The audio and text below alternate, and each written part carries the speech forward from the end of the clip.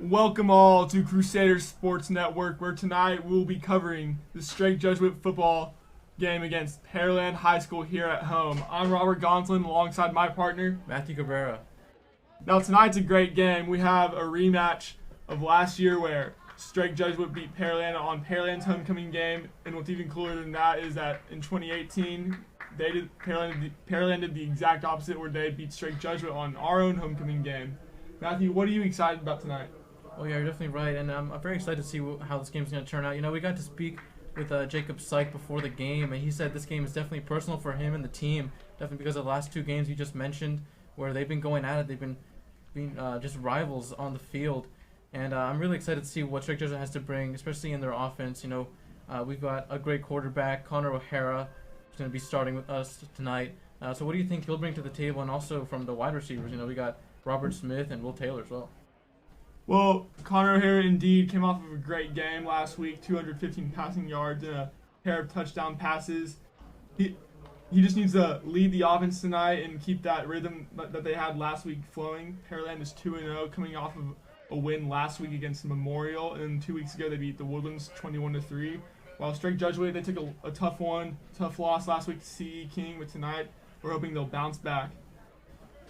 The Crusaders are set to receive the first half kickoff.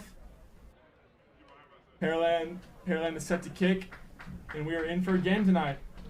Yeah, it's going to be fun.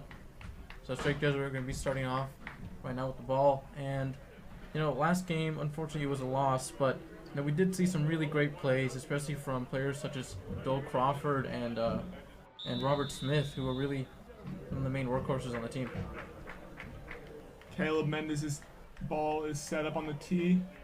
Mendez is set to kick. Stays on back to receive. Mendez's kick is up, and we are underway.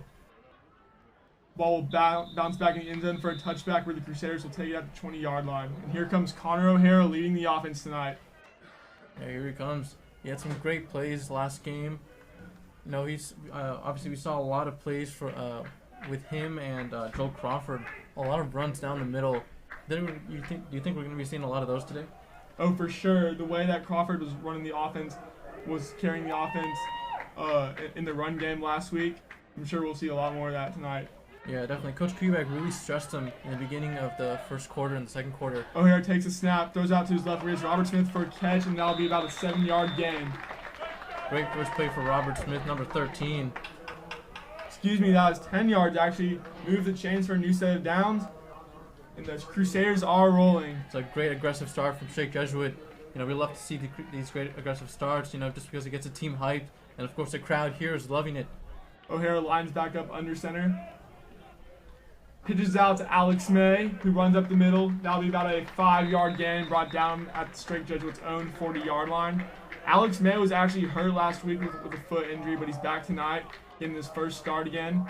He is replacing the starter from last year, Dylan Campbell, who is now playing baseball at the University of Texas. Yeah, and May had a great season last year as well. Though he was a backup, he ran 494 yards on 38 carries, which is really great for him. And he also averaged 49.4 yards per game and scored 6 touchdowns last year. O'Hara hands it off to May again. May will have the first down, runs for about 6 yards, and Crusaders will move the chains. Nice handoff to the right there for Alex May. Already getting the run game rolling. Jacob Foster checks into the game. Alex May checks out. Yeah, great aggressive start from Shake Jesuit, you know, going down that B gap.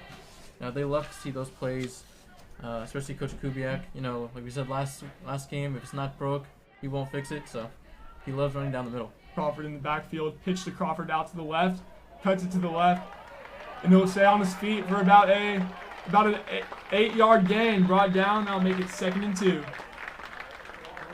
That is a classic play from Joel Crawford right there. And he does not give up on a play. He stays on his feet, and even as like 4 defenders were on him, he just did not give up. He kept pushing. Crawford's known for having those strong legs to just power through everyone. Definitely showed that last year in the playoffs where he scored a touchdown against Westbrook and Side Creek. O'Hara takes a snap, drops back, throws it downfield to Robert Smith for a 20-yard pass. Robert makes a nice move, spins around, and he'll be brought down at Pearland's own 12-yard line. Nice move by Robert Smith. A great play by Robert Smith. He really found some open space there, and he just capitalized on it. He has also some great speed, and he utilized that today. And also great vision from Connor O'Hara as well. You know, that was a really curated play where Smith just really found some space and was able to take advantage of it. Smith with a great catch and a move. Also picked up some offers over the summer. His first Division I offer from the Maryland Terrapins. And he also picked up a Division III offer from Trinity University. Here comes O'Hara, lines up under center, Crawford in backfield. Stumbles a little bit, O'Hara on the snap, just lobs it up and he throws it away. That'll make it 2nd and 10. Yeah, that was a nice fake pass to Crawford there. You know, we saw a lot of those last game as well, where Crawford's running and he just creates some space there for O'Hara to move. Maples checks into the game. Maples is known for having those sticky hands. Will Taylor checks out. Also talk about the tight ends that Strict Jesuit has this year. A lot of talent. We have senior Jack Shanklin, junior Thomas Jewett, and sophomore Chico Holt. Definitely a trio of talent we would love to see more of tonight. Definitely think we're going to be seeing a lot from Jewett tonight. O'Hara pitches it to Crawford. Crawford goes out to the right. Crawford powers in for about 7 yards. Make that 3rd and 3. 3 more yards, and that'll make it 1st and goal. And as we've been mentioning, this is a very aggressive start for Jesuit. A really great first drive from them. You know, I really want to see this continue throughout the whole game. If they keep this up, you know, I think that they're going to be up for a great game. You know, if they just don't let off the gas, it's going to be great for them. Jack Shanklin checks into the game, number 80. Also talk about this offensive line that Jesuit has. There is so much chemistry right there. 4 seniors, 1 junior. This offensive line has been playing with each other for about 3 years now. And they know how to communicate with each other. It's very crucial to having a good team. Definitely. O'Hara lines up under center. Oh, false start on the play. That is a false start on the tight end right there. That'll push the Crusaders back about 5 yards. I believe that might be Max Merrill. No, excuse me. Unfortunate there, but as we just saw Leland Smith and Will Taylor coming onto the field, I'm really looking forward to see what they can do tonight and maybe get some great receptions from O'Hara. Yes, Max Merrill. O'Hara in shotgun, takes the snap, looking, flings out down the middle, that's caught, touchdown, Robert Smith. A 10-yard touchdown pass that will put the Crusaders up for the first score of the game, and we are up 6-0. Very nice run and look and turn around and catch by Robert Smith. A great play by Robert Smith there. He loves to celebrate. You can see him right now on the sideline celebrating with all his teammates. He is ecstatic right now. He is loving it. So O'Hara lined up in the shotgun, took the snap. Instantly, he sees Robert Smith down the center of the field and just flings it for about a 10-yard pass, and Robert is right there just to take that pass and haul it in for the score. Yeah, very nice drawn-up play. That really easy PAT for Jesuit, and now they're up 7 points, leading against the Pearland Oilers. Last year Pearland went up 14-0 on the Crusaders, and then the Crusaders managed to score 21 unanswered in the second half. That consisted of a couple long runs from Dylan Campbell, a nice one-on-one go get the ball touchdown catch by Robert Smith, and even a flea flicker. Joseph Monero was set to kick off the tee. And Matthew, what impressed you the most about this past drive? Well, really, it was just the aggressiveness of Jesuit. Last game we definitely saw some really careful plays with Joel Crawford trying to run down the middle. But now I think they've got their confidence really, and they figured out how to get the ball around the defense. And I love to see Robert Smith get open and get some runs. It was great for him.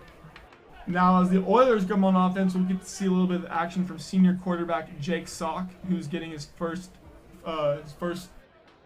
season to start this year, and he's also a baseball player. He's thrown for 121 yards this season, as well as 2 touchdowns, and we'll hopefully get to see a little bit of action from the running back, senior running back Darius Hale, who has 201 yards off of 30 carries. He scored both touchdowns against the Woodlands 2 weeks ago, but he has some offers from the University of Houston and Baylor. High kick, it is called for a fair catch at about Pearland's own 25-yard line, and that's where they'll start off with the ball. Here comes the defense tonight. Matthew, what would you like to say about the defense? Well, we've got some amazing defenders here. We just talked about Jacob Syke, who is committed to Harvard University, and we've also got Reed Caldwell, and of course Max Melton. Oh, sorry, not Max Melton. Sorry. But we've got some great defenders here, and I'm definitely really looking forward to seeing what Syke can bring to the table here tonight. Syke has definitely been leading that offense 3 years on varsity. Sock in the backfield, takes the snap, looking, throws out to his right, and he has, overthrows number 13, Garrett Coiner, the junior wide receiver. Yeah, that could have been a dangerous play right there. He had some space between him and some of the defensive backers. Hale in the backfield along with quarterback Sock. Sock has one receiver out to his right. Sock takes a snap, hands it off to Hale. Hale cuts it out to the right, a little shifty right there, and he'll be brought down about 10 yards later for a first down. Yeah, that was a dangerous play there for Jesuit, but they were quick to bring him down. Number 10, Isaac Sanchez checks in the game for the Oilers. Hale still in the backfield. And they're going out wide there with the wide receivers. I think they're looking for a pass here. 3D linemen, 2 outside linebackers set for the Crusaders. Sock takes a snap, drops back, throws it out to Hale to his right. Hale makes a man miss down the sideline, and he is brought down for about a 6-yard gain. Make that second and 4. Yeah, we just saw Chase Bordelon there, push them out of bounds right there. And we saw him last game. He also had a great play where he just really tore apart that offensive line. Also talk about Reed Caldwell, been making a huge impact on the defensive line this year. He's also had some varsity experience. Hope to see more out of him tonight. Definitely. Sock looks, throws out to his left for number 13, Garrett Coiner, and he's still going downfield. Right out of bounds at about the 43-yard line, and Pearland Oilers are rolling. Another first down. And both teams starting off very aggressive right now. Jesuit really have to stay awake and be conscious of what they're gonna, how they're gonna tackle these plays.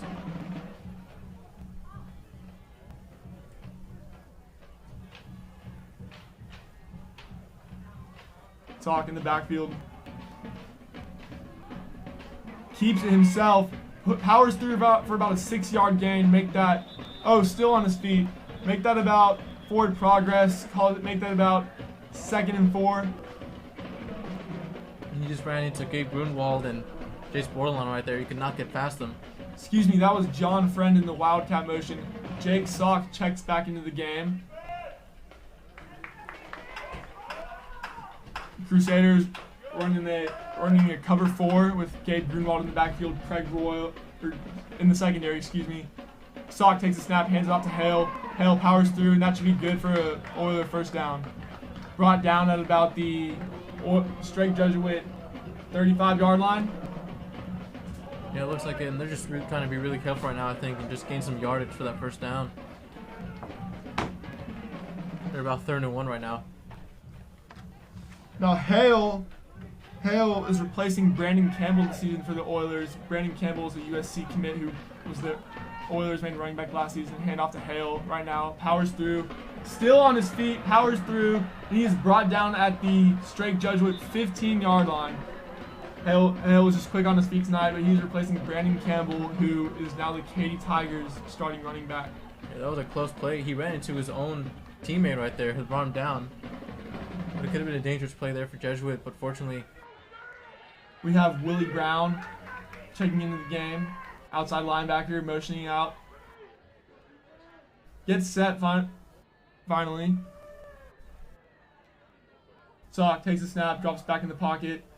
Almost intercepted, but a nice diving catch by number 15, William Foster, the senior receiver. Yeah, that was a really almost intercepted. It would have been a dangerous pass. Yeah, split-second decision right there from the quarterback, but yeah, it could have been out of bounds.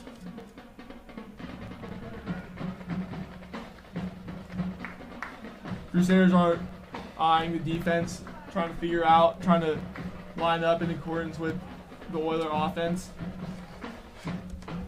Sock hands it off to number 6, Dominic Cerna, the junior running back, and he'll be brought down about 4 yards later. Make that 3rd and 7. It'll be 3rd and 8, I think. Brought down by that defensive front. Very, very, very stacked. A lot of experience. We have Jacob Syke, obviously, like we were talking about, Matthew, and Reed Caldwell. Also, we have Mark Arsham out there, who did a little bit of kicking, who did a little bit of kickoffs for Strike Jesuit last game, as he seems to have a lot of power in that leg. And just have to be careful here. Saw jet sweep to number 9, and he is fumble on the play. Number 9 is fumbled, and it's recovered by Craig Royal. Crusader ball. Number 9, Kennedy Lewis, the sophomore receiver, took a jet sweep from Jacob Sock, and then he fumbled on the play. He fumbled after he made contact with the Strike Jesuit defender, where Craig Royal picked up the ball, and the Crusaders will go out on offense now at their own 10-yard line. Really good from Jesuit, just capitalizing on that muff ball there. So it was a really good play by Jesuit, just to stay awake and be on their feet for that one.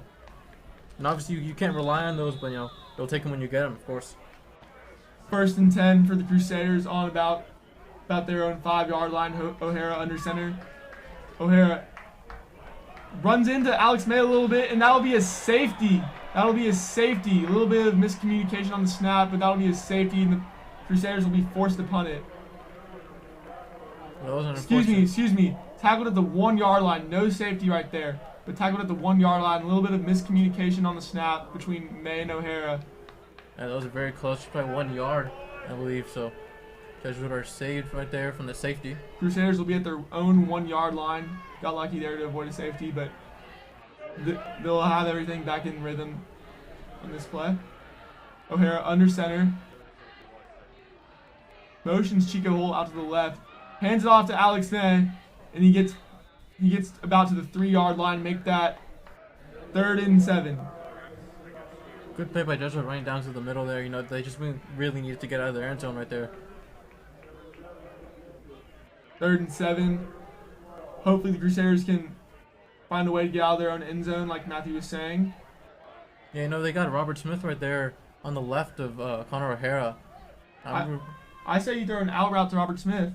Yeah, I think that would be the best decision right there for O'Hara, just to get out of that zone. Maybe even he could attack the go route right now. I think it would be a really good decision for him. 3rd and 13, actually. Jacob Foster checks into the game, the fullback. 3rd and 13. O'Hara under center. Hands it off to Alex May. He finds some room out to the right. Will be brought down, not enough. Make that 4th and 10. Yeah, great play by Alex May to find some space there. Which is not quite enough, though. Make that 4th and 10. The Crusaders will be forced to punt. Liam Garcia, second-year starter at punter, will be punting from the back of his own end zone. But I've seen a lot of far and deep punts from this player right here. A lot of talent in him. Definitely. We'll see what he can do. Definitely. I played soccer with him, and he has one heck of a foot right there. He can get way down the line. Garcia at the back of his own end zone. Calls for the snap. Gets it off in time. I don't think it was as far as he wanted to go. Pearland returner, number 15, picks it up off the bounce, finds an edge out to the left, and he will be brought down at the 5-yard line. There is a flag on the play, though. There's a flag on the play. Might be clipping, but nice return by Pearland's returner, William Foster, who ran it back about 30 yards, and it was brought down at Crusaders' 5-yard line. But there's a flag on the play. I think it's coming back. Yeah, I think it was clipping there. I saw someone got tackled there from the waist down, so we'll see what happens there. But then again, yeah, Pearland were just really quick to capitalize on the open space to the left, and they got some great yardage there. Picked up the high ball that was bouncing off that punt. Now we have Jacob Syke out there, who usually wears number 99, but tonight he's wearing 37. I believe that was due to he needed to switch in jersey sizes, but we all know him as number 99. Yeah, of course. Also big Willie Brown out there, outside linebacker. And you know, we got I'll talk about this later, but we got to talk with Spencer Cola earlier today. Sock hands off to Hale, who runs for about 8 yards, makes that 2nd and 2. Yeah, I was saying we got a chance to talk with Spencer Cola earlier today, and he said that their defense has to be solid tonight. You know, they have to rely on a lot of 3-and-outs, and they just have to be solid today. So he and Jacob Syke are really going to be key to that. Correction, make that 2nd and 5. Hand off to Hale, out to the right. No gain on the play. Syke and Dave Grunwald bring him down. There is a flag on the play. Great tackle by Syke, though. Not letting him go farther at all. So it was just great play by the defense. You know, I want to see more of that as well. There's a holding on the play that'll push the Oilers back about another 5 yards. Replay of down, make that 2nd and 10. Talk about Jacob Syke collapsing on that tackle. Worked very hard, got a chance to interview him during COVID on the phone. Told me he was finding whatever he could do just to stay in shape, just to keep practicing and just to prepare for whatever this season may bring. And it looks like he's made the most out of that. Definitely does look like it. 2nd and 10, 2nd and 15 after that holding call. Sock in the backfield, defensive front, 4-man. Hand off to Hale. About a gain of 1 yard on the play, makes that 3rd and 14. Not much there. Brought down by number 53. Matthew Polasic. Number 52, Matthew Polasic. Also a very keen linebacker on this defense, excuse me. Yeah, great play by him, because he was very happy about that play as well. So here we go, Jesuit. 3rd and 13. Sock in the backfield. Looks, scrambles, throws out to his left. Stays on his feet to number 6. Stays on his feet. but no gain on the play. Dominic Cerna couldn't find much there. That'll make it about 4th and 10, and the Oilers will be forced to punt. Yeah, Lance Saison, third-year varsity letterman, who has a couple offers from South Dakota School of Mines and Bethel College, is back down to receive this punt. Yeah, he's really providing a lot of experience over there in the secondary as well. And also just from that last play we just saw, the quarterback from Pearland, he just had to really work on his feet there and get that check down pass over there to one of his running backs. So you can see that Jesuit are really forcing them to make plays they don't want to. And yeah, 4th and 10, Gabe Grunwald is also down there just in case of a shorter punt. And the Crusaders let this one just bounce right out of bounds at about their own 8-yard line. A little bit better field position this time, but not quite. But we'll get to see the offense in a better spot. Yes, we will. Speaking of offense, our own Will Charboff got to interview Robert Smith earlier on S-Chat, who said that he's been working out 3 times a day, constantly looking over the playbook just to get ready for today and for every single game that he's on. So Smith, a very hard worker, one loves of the game, has a great love for the game, made a great touchdown catch last game. Yeah, and he's just a great leader on the team as well. Great inspiration to all those that are coming after him. I know. O'Hara hands it off to Crawford. Crawford kicks it out to the left, bounces out, still on his feet. Got a gain of 4 yards in the play, gain of 3 yards in the play, make that 2nd and 7. Will Taylor checks into the game. Will Taylor was, as a sophomore last year, a varsity player, getting a second year on varsity. Yeah, excited to see what we can bring to the table right now. 2nd and 8. Robert Smith out to O'Hara's left, while Will Taylor's out to the right. Crawford in the backfield. Yeah, Robert Smith is O'Hara hungry for a drops play back, right now. looking. He's cutting inside. But Oh, no, he just throws O'Hara it away. just throws it away. Almost threw it backwards, but throws it.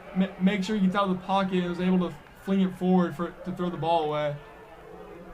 Yeah, the offensive line was just not ready for that, and then O'Hara had to make a really split-second decision there. There's Flag on the play. That could be intentional grounding. I believe O'Hara was not out of the pocket enough. Tried to throw the ball away to avoid the sack. I believe there was no receiver in the area anyway, but I believe that is intentional grounding. I believe there was a receiver running back, but he just did not get there in time at all. Yep, intentional grounding on the play. That'll push the Crusaders. I'll make it 3rd down. That'll push them back, the Crusaders. They'll have it at about their own 5-yard line. Make that 3rd and 8. 3rd and 16, excuse me. 3rd and 16. Now push them back into their 8 yards. There's only about 56 seconds on the clock here in the first quarter. Desert are up 7-0 right now with a great touchdown by Robert Smith. O'Hara in the shotgun. Motions Leland Smith out closer into him. Takes a snap, throws the screen pass to Leland Smith. Leland makes a move. He fumbles on the play. Brought down. The Oilers pick it up. It looks like they picked it up. They picked up a fumble there that was just muffed. That's too bad. Leland Smith tried to make a move on the play, and he fumbled it. Fumbled at our own 5-yard line. That's all right. He's shown a lot of talent, especially last year in the playoffs. He proved to be a driving force, but the Oilers will take over on offense. Yeah, it's unfortunate for Leland Smith, who really did a great job last game of finding space and getting open for O'Hara, but yeah, it's going to be unfortunate for Jesuit right now. The Oilers will have it at about Jesuit's 5-yard line. We will see some plays from Jacob Syke right now, who's getting on the field. We see Craig Boyle out at cornerback along with Lance Saison. Goal line set for the Crusaders defense. And number 3 for Pearland. Number 3, John Friend will take the shotgun. Looks like there might be Looks like it's a wildcat. A wildcat formation right there. See, he's taking the snap. He's normally a running back. Takes it himself up the middle. Brought down at the Crusaders' 2-yard line. They got lucky there. He almost broke a tackle and scored that one. Yeah, he really almost got there. Almost like Lamar Jackson trying to just take it by himself and trying to avoid the defenders right there. It was a close call for Jesuit right there, but they were able to get him down in time. 30 seconds left in the first quarter. Time is running down. Friend stays in at quarterback. May keep it himself. Yeah, they got some options there to the left. Keeps it himself again, up the middle. Oh, and he is just stuffed. pushed back. He's stuffed by Reed Caldwell, Dylan Foles, and Jacob Syke. What a trio of players right there. Just stuffed him back. Great play by Dylan Foles, especially as he was there to collapse in on the running back very quickly. As soon as he got in, he just got pushed back. It was just like a spring. He just got pushed back and then gave a couple of yards right there. So. And that is the end of the first quarter. Matthew, what is your biggest takeaway so far? My biggest takeaway is the Jesuits are just being really aggressive, and they need to keep that up. You know, they're up 7 right now, but that could all change, and I really don't want to see that happen. So as long as they are still aggressive, and as long as they're still looking for passes to Robert Smith, who still has a lot to show in this game. You know, he did great, but I think we're going to be seeing a lot more from him tonight. What do you think, Robert? I think we'll be seeing a lot more of him, and that he'll definitely be a driving factor in keeping the rhythm on both the offense and defense, actually just keeping that energy and tempo going the entire game. Definitely, and I also want to see some more plays from Joel Crawford, who last game was a driving force for the team. To all alumni watching, we thank you for tuning in, and be sure to check out our new and improved alumni website at www.straightjesuit.org/alumni. While you're there, be sure to send us your updated contact information by clicking the red Submit Class Notes button. That is www.straightjesuit.org/alumni. Thank you for tuning in. And we're back here in the second quarter. Start of the second quarter. 3rd and goal for the Oilers after a nice stop by Dylan Foles at the goal line. Sock back at quarterback. Hands it off to Hale. And I believe he is stuffed again. He is stuffed again by Reed Caldwell. That defensive line is not giving up 1 inch to Pearland. They are just stopping everything they throw at him. That defensive line sure making a stand right here. Makes it 4th and goal. The Oilers will go for it. And they have the ball at about the Crusaders' 1 yard line, so just 1 yard to go. Yeah, 4th and goal here for Pearland. But with this tempo going, the defensive line can definitely show that they can make this stop right here. And hopefully, if they make a stop, that energy and rhythm will just transfer over to the offense. Definitely, it's really up to just Reed Caldwell and Jacob Syke right there in the middle. Oh, ugly snap as fumbled on the play. The Crusaders take over. The Crusaders will take over after Sock called a jet sweep from one of his receivers to the left, and the ball was snapped at the wrong time, and there was a fumble in the backfield. What a recovery from Jesuit right now. Great play by them. They're going to be using this to their advantage right now. A Jesuit defender jumped on the ball, and now the Crusaders will have it at about their own 3 yard line. But O'Hara will take over again and lead the offense from a deep spot. Definitely, they got to be careful for the safety once again, as it almost happened on the other side of the field. But once again, a great stand by the defensive line. O'Hara drops back, throws it away in time, but he did not get out of the pocket. That will be intentional grounding. Oh, the referee calls it for a safety, actually. And it is a safety, so the referee called for a safety. Okay. The referee called for a safety, but the other one threw a flag for intentional grounding as O'Hara was not yet out of the pocket. We'll have to see what the call is right here. They put 2 points on the scoreboard for Pearland. I believe that it's intentional grounding if they're about to figure it out. That looked like it was a safety, though, unfortunately for Jesuit. Looks like they did call it as a safety. They were able to push O'Hara out of the back of the end zone before he was able to throw it off, and the Crusaders will be forced to punt.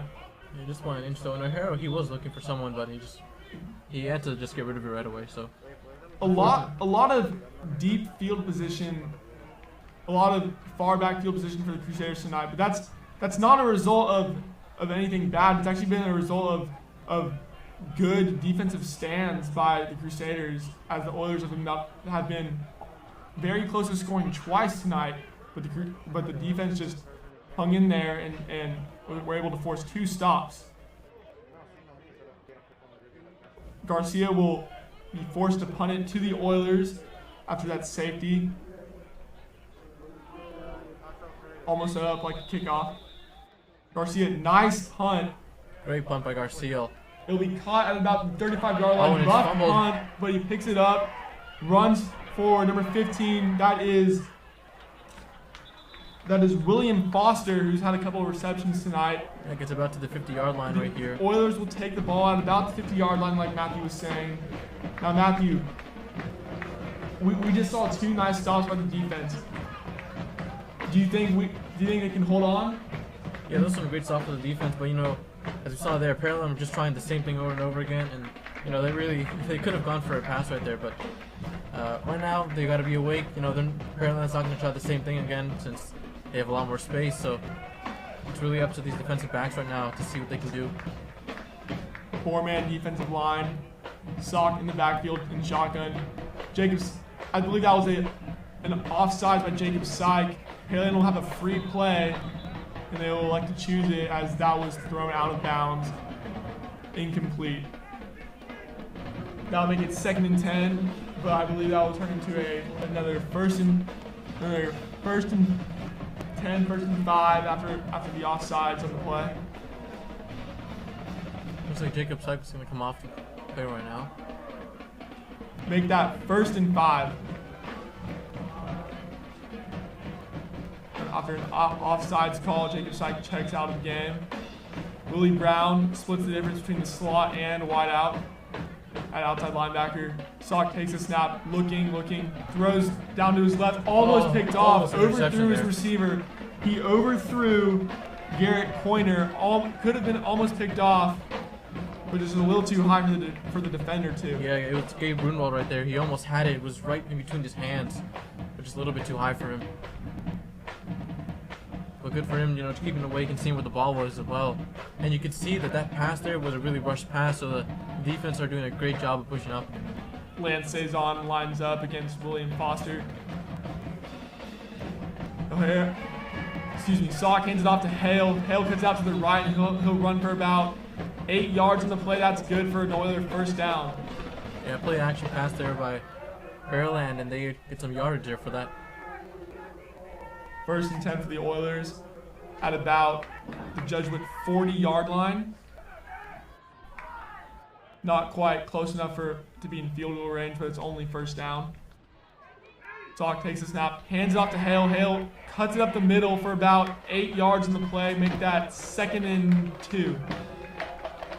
Hale has definitely shown to be a strong force on the Oiler offense tonight. Yeah, he's definitely got some accuracy to him as well, but so he just have to be careful and mark the men right here.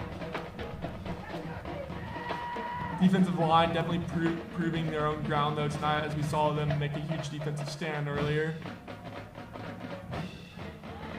Sock drops back, rolls out of the pocket, gets it off in time, and he finds number 10 for about 20 yards at about the 15-yard line. Sock was able to make a 20-yard completion to Isaac Sanchez, and the Oilers will have it at about straight Jesuits' 15-yard line. Make that 1st and 10. Yeah, Jake Sock there from the Oilers. He's really liking those play action plays, and he's getting some yards right now. Sock in the backfield, hands off to Hale. Hale cuts it. Fumbles on the play. Another fumble, and it's recovered by Craig Royal. Jesuit recovers the ball. Jesuit will take over on offense again after the third fumble by the Pearland Oilers. Yeah, a lot of fumbles tonight. Wow. This is not what I was expecting, but here we are, Jesuit with another recovery on a fumble. But the Crusaders have definitely been making the most out of these fumbles by recovering them, and hopefully they'll capitalize on this one. Definitely. A much better field. Connor O'Hara once again coming onto the field. Much better field position, right? Yeah, definitely, of course. Jack Shanklin checks into the game. Alex May in the backfield. Robert Smith out to O'Hara's right. Robert Smith's got a one-on-one here. O'Hara hands it off to Alex May, who cuts it up the middle, runs for about 5 yards in the play. We'll make that about 2nd and 5. 2nd and 5 on the play. If they just keep handing it to Alex May, he'll just keep that rhythm going, and these small 5 yardage plays may be what the Crusaders maybe their bread and butter tonight on this Pearland defense. Yeah, definitely. That's been really the theme of their offense right now. And here we go once Another again. handoff to May. Not as much yards that time. Maybe about a gain of 1. Make that about maybe third and 5 again. 3rd and 4. Holden Maples, the junior receiver, checks into the game with Leland Smith, Jack Shanklin, and Alex May check out of the game. Yeah, they're really just using Alex May like how they did with Joel Crawford last game. You know, they're just trying to run him up to the middle and gain some extra yardage. Yeah, totally. Getting more comfortable. This is his first game this season. He was out last season, like we said earlier. Leland Smith had a couple, made a huge play last game where he caught a nice pass from O'Hara and took it for a 20-yard gain after the catch. Will Taylor and Holden Maples out to O'Hara's right. O'Hara in the shotgun, no one in the backfield. He's looking Throws for a it pass. immediately to Robert Smith, and what a nice catch. Gained of about 20 yards on the play. The Crusaders will have it at about their own 36-yard line. Nice gain on the play. That might be maybe the Crusaders' biggest gain tonight. I've seen some great plays from Robert Smith, but I think today is probably one of his best games. You know, he's really doing great out there. He's already got a touchdown under his belt. I think maybe tonight he'll get a couple more. What do you think? Oh, totally. Just feed off of Robert Smith. Like you said, he has that 1 touchdown and then a couple receptions. O'Hara rolls out to his right. Throws to Will Taylor. That will be a first down. Will Taylor catches the ball right before he exits out the sidelines, and that'll be about an 11-yard gain for another first down by the Crusaders. Yeah, great thinking by O'Hara finding space out there to the right, getting out of the pocket really quickly. You know, last game I think we saw some times where he was just kind of planted in the pocket right there, but now I think he's starting to get his flow and able to reach out and get some passes down the line. Jake Foster, the fullback in the backfield, hand off to May. Oh, and there's another fumble in the play. Another fumble, but I believe the Oilers will have recovered it this time. And it's the 4th fumble of the night, this time in Pearland's favor. It looks like they're debating the call, but no, it is Pearland's. This one is in Pearland's favor. Another fumble recovered by number 42 on Pearland. Baylor Johnson, the senior linebacker. Crawford ran into the offensive line where the defensive line met him and kind of lost control of the ball, lost sight of it, and the ball just bouncing the turf, recovered by number 42. Yeah, unfortunately here for Jesuit, but once again here coming the defense, and they're really gonna have to prove themselves once again. Dominic Cerner, the junior running back, will join Sock in the backfield. 5-man defensive front. Hand off to Cerna. Tries to make a move out to the left, but he does not get anywhere. No gain on the play. Brought down by the senior defensive tackle, Reed Codwell. Nice play by him as he was able to keep the running back inside and bring him down for no gain. Yeah, great job by Reed Caldwell there. Carlos Jackson, number 45, the outside linebacker, has checked into the game. He's out there with Dylan Foles. Dylan Foles has definitely proved a lot. Not only that last game, last week, but last season. Stepped up after the senior outside linebacker, Lucas Deshawn, was hurt. Stepped up, took the starting role, and definitely held his ground. Salk hands it off to Cerna. Cerna will trudge forward for about a 6-yard gain. Make that 3rd and 4. Yeah, he just found some decent space right there down the B gap and took advantage of it. 3rd and 5, excuse me. Carlos Jackson checks out of the game. Matthew Pulosik and Jay Sportlaw, the senior inside linebackers, out there leading the defense. Salk in the backfield. Looking for a pass here. Throws to his left, has Cerna, and he will have the first down as Cerna catches the pass out to his left and runs for about 3 yards, but it's good enough for a first down. The Oilers will have the new set of downs at about the Crusaders' 36-yard line. Yeah, this is about the point where the Oilers are going to start looking for some really long passes here. And our defensive backs have really got to pay attention to William Foster and Garrett Coiner out to Salk's left. Salk takes the snap, hands it off to Cerna again, makes a man miss, makes another one miss, but he's brought down for about a 9 to 10 yard gain at the There's a fight down Crusaders 31 yard line. There's a flag on the play.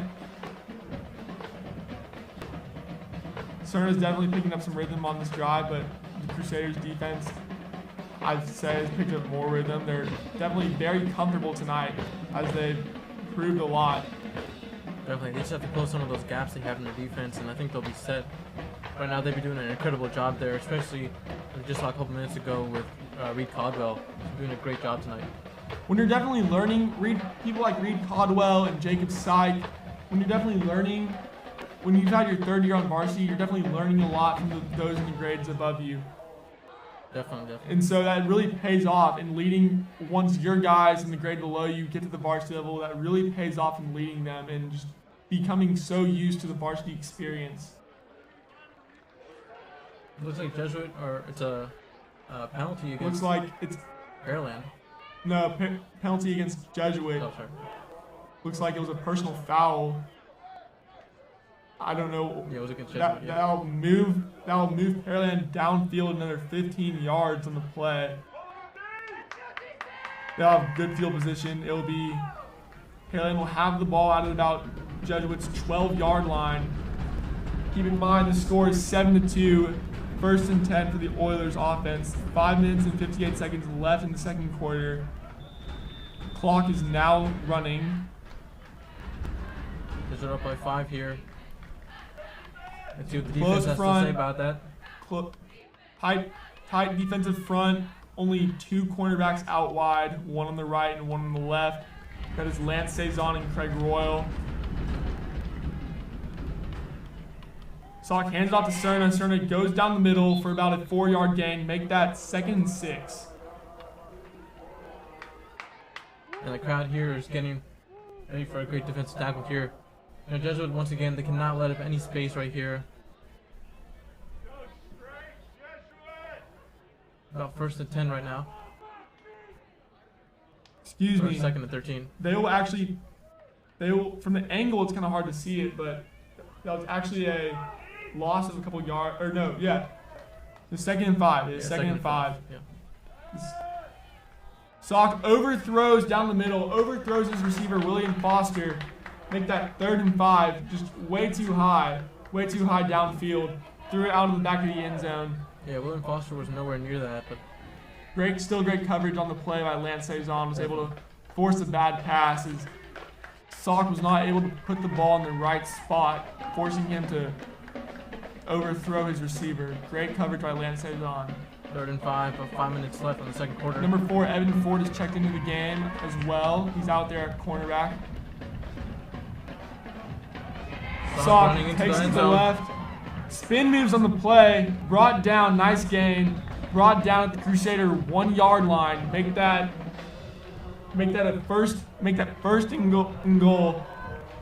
Yeah, Sock is definitely not afraid to start running by himself there. You know, we saw it at the other side of the field, I think in the first quarter, where he just taking a risk there by going down the Make that 1st and goal for the Oilers at about the Crusader 1-yard line. He does have to be careful right now when Sock has the ball. You know, he really likes those. He really likes Sock RPOs. takes a snap, hands it to Cerna, wide open gap, and the Oilers will have their first touchdown of the night. Oilers will go up 9-7. Excuse me, 8-7. It'll be 9-7, assuming the extra point will be made. But a wide open gap right there for the junior running back Cerna. And now the Oilers have a 1-point lead, 8-7, with 4:22 left in the second quarter.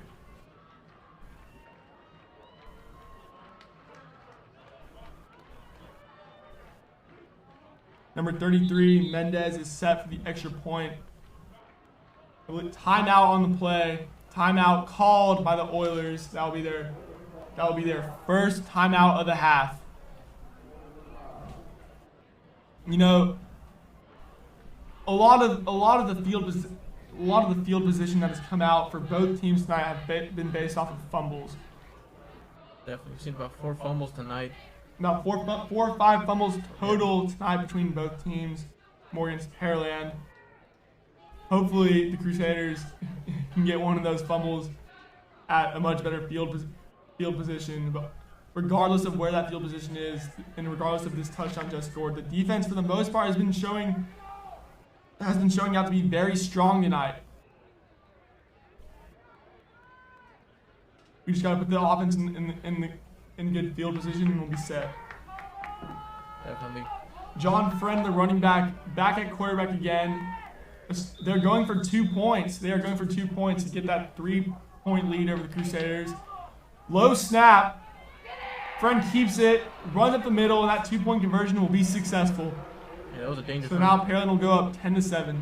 Yeah, just really could not cover right there. They had some open space right there, but yeah, they're up right now by 3.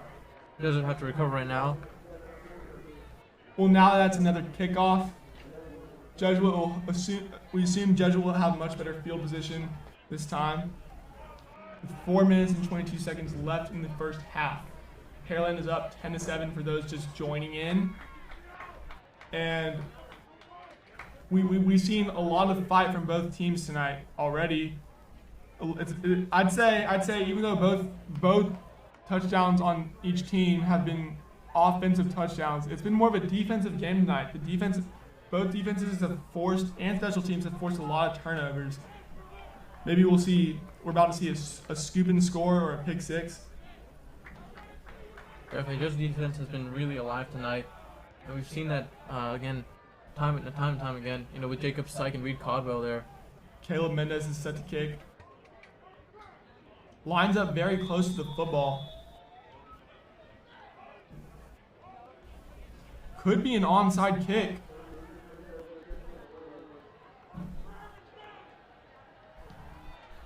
No onside, but a short kick. Caught by Robert Smith.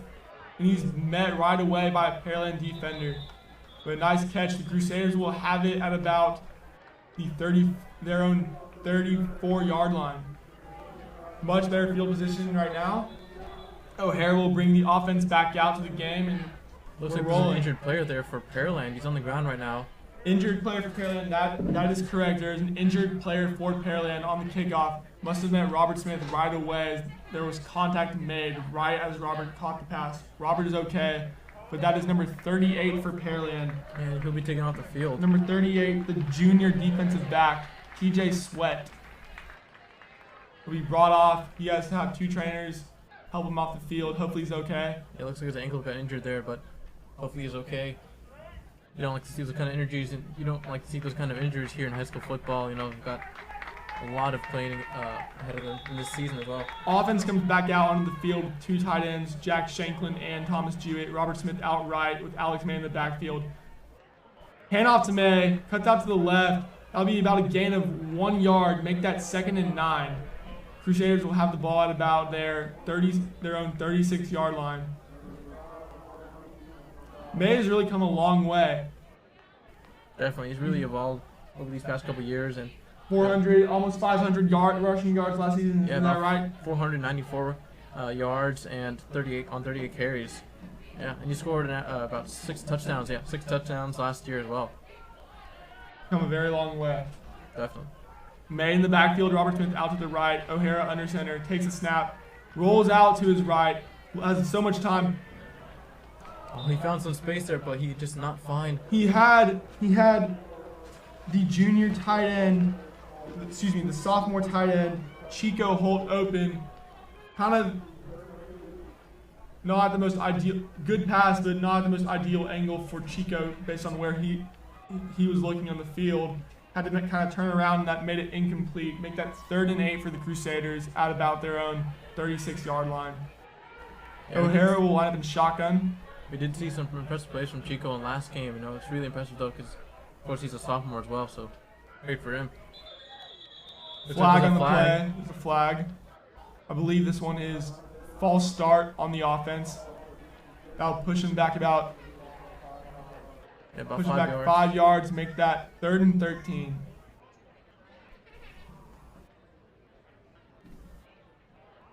Now, Matthew, who is so far your Crusader player of the game? Who has stuck out to you the most? Well, really, it's got to be Robert Smith, of course, with that touchdown and with some of the great passes he's had from Connor O'Hara. He's really done the most, but I think my second would probably be Alex May, who's done a lot of the work there down the middle of the field. Oh, yeah. What about you, Robert? O'Hara takes a snap, throws it. Oh, almost has Leland Smith but broken up. Good coverage by the Pearland defender. Almost had Leland Smith for what would have been about a 15-yard gain. And the Crusaders would have had at the 51-yard line.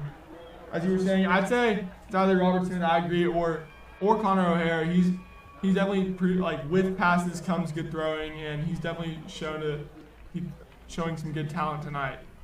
Definitely got to get a lot of credit up to Connor O'Hara as well. Regardless, the Crusaders will be forced to punt. It'll be 4th and 13. Garcia will be set to punt again for his 3rd punt of the night if you include the safety. Whistle blown. Timeout called by the Crusaders, I believe. That'll be the Crusaders' first timeout of the half.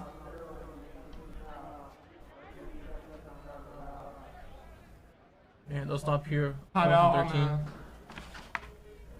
Pearland leading 10-7 right now. 10-7 Pearland.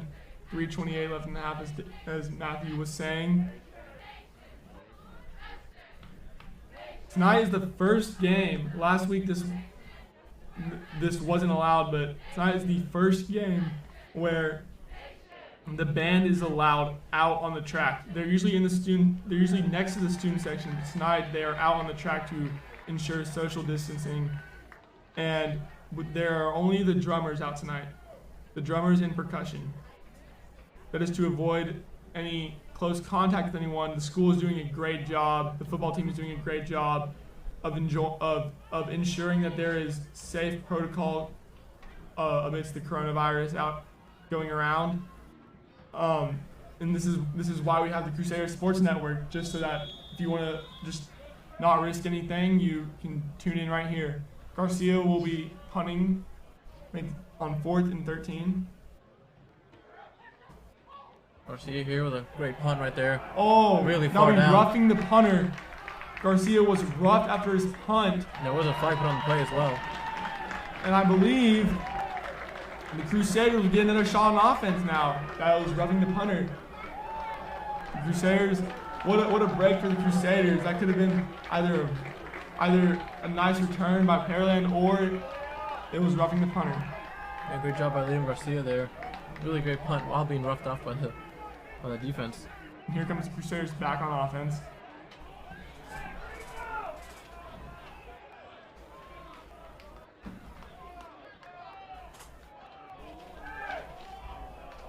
Connor O'Hara once again stepping up. Alex May out there, along with Jake Foster. The Crusaders will now have a new set of downs. 1st and 10 at about 1st and 10. And the referees will put the ball at about the Crusaders' own 48-yard line. Crusaders will have a new set of downs after that roughing the punter. O'Hara hands it off to May. May cuts out to the left, makes a man miss, but it'll be brought down for about 0 to 1 yard gain. Make that about 2nd and 10 with 3:06 left in the first half. Yeah, we're gonna see a lot of this tonight again, using May right there down the middle, trying to find the B gap, but sometimes this doesn't work out. But we just did bring in Crawford, and from what I learned from you, Matthew, is that Crawford has been using the B gap a lot. Yeah, definitely, of course. In last game especially, they used them to score 2 touchdowns. Hand off to Crawford, rolls out to the left, brought down for about a 2-yard gain. Make that 3rd and 7. 3rd and 7. Jack Shanklin, senior tight end, checks into the game. Jacob Foster, the junior fullback, will check out. Like I was saying for Joel Crawford, he is just crucial in the red zone. As we saw last game, he scored 2 touchdowns for the Crusaders.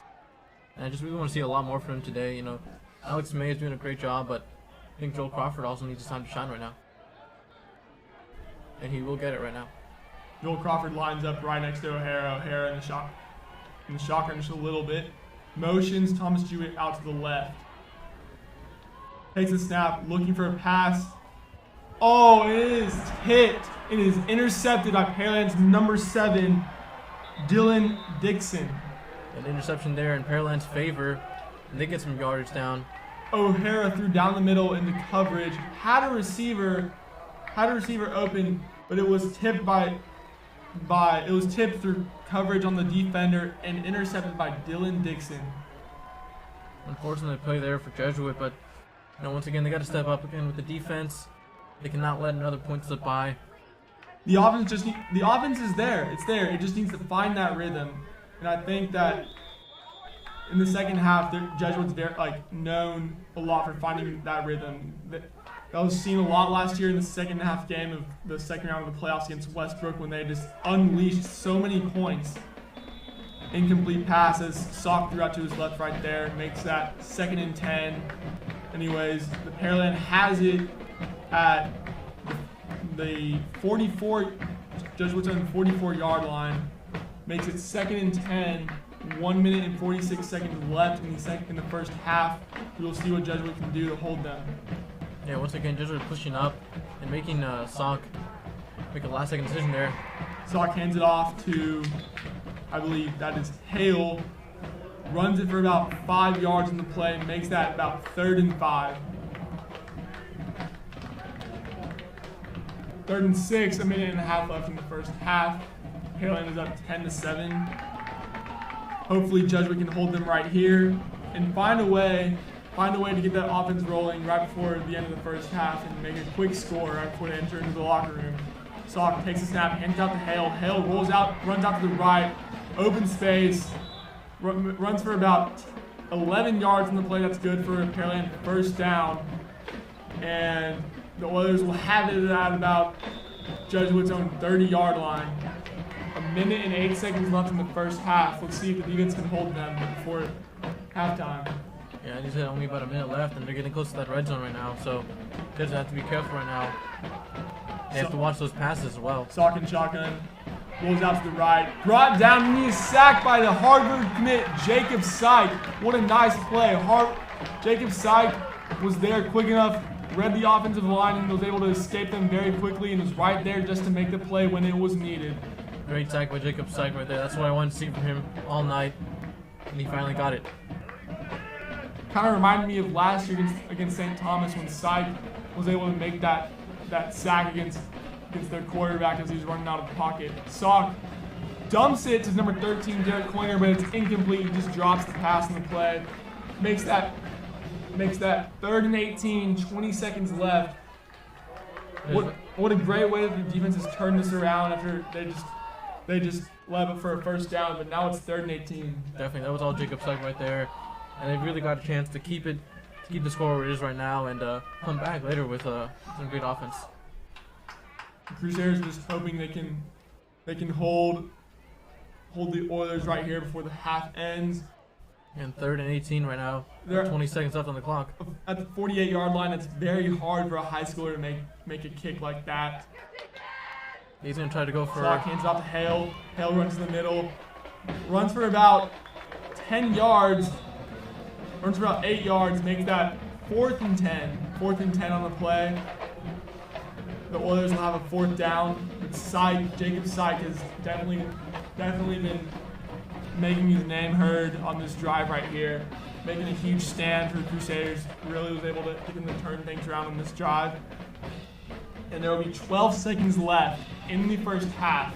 Score is 10-7 Pearland. Pearland has just used their last timeout. Jesuit has not used a single timeout yet, but there has been no reason to really need to use one for them yet. I believe Pearland will be going for it right now because there's only 12 seconds left in the half. Yeah, Sock is just going to be going for that pass right now, down to the end zone right now. Honestly, I don't think he's going to make it. What do you think, Robert? I think a difficult play. They're going to line up in a cover 4 defense right there. I see Lance Saison, Gabe Grunwald, Evan Ford, and Craig Royal out in the secondary in that cover 4. Sock has 2 receivers out to his left, 1 out to his right.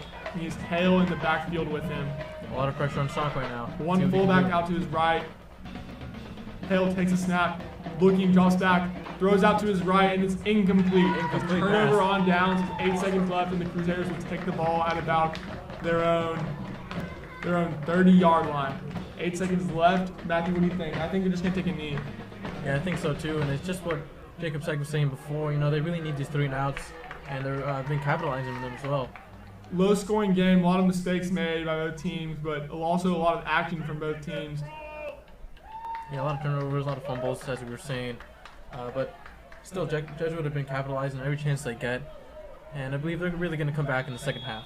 And the Crusaders will take a knee to end the first half. We have a score of 10-7. Pearland is up over the Crusaders. Lots of fumbles between both teams, but also lots of fast action. Hopefully the Crusaders can get things rolling on offense in terms of getting a good rhythm going. The pieces are definitely there. They've made the plays. They just need to keep the rhythm going. But that'll be the end of the first half. Yeah, definitely a really action-packed first half for Robert Smith, for O'Hara, and definitely for Alex May as well. So we will be right back for the second half. We'll be right back. We thank you for tuning in, and go Crusaders.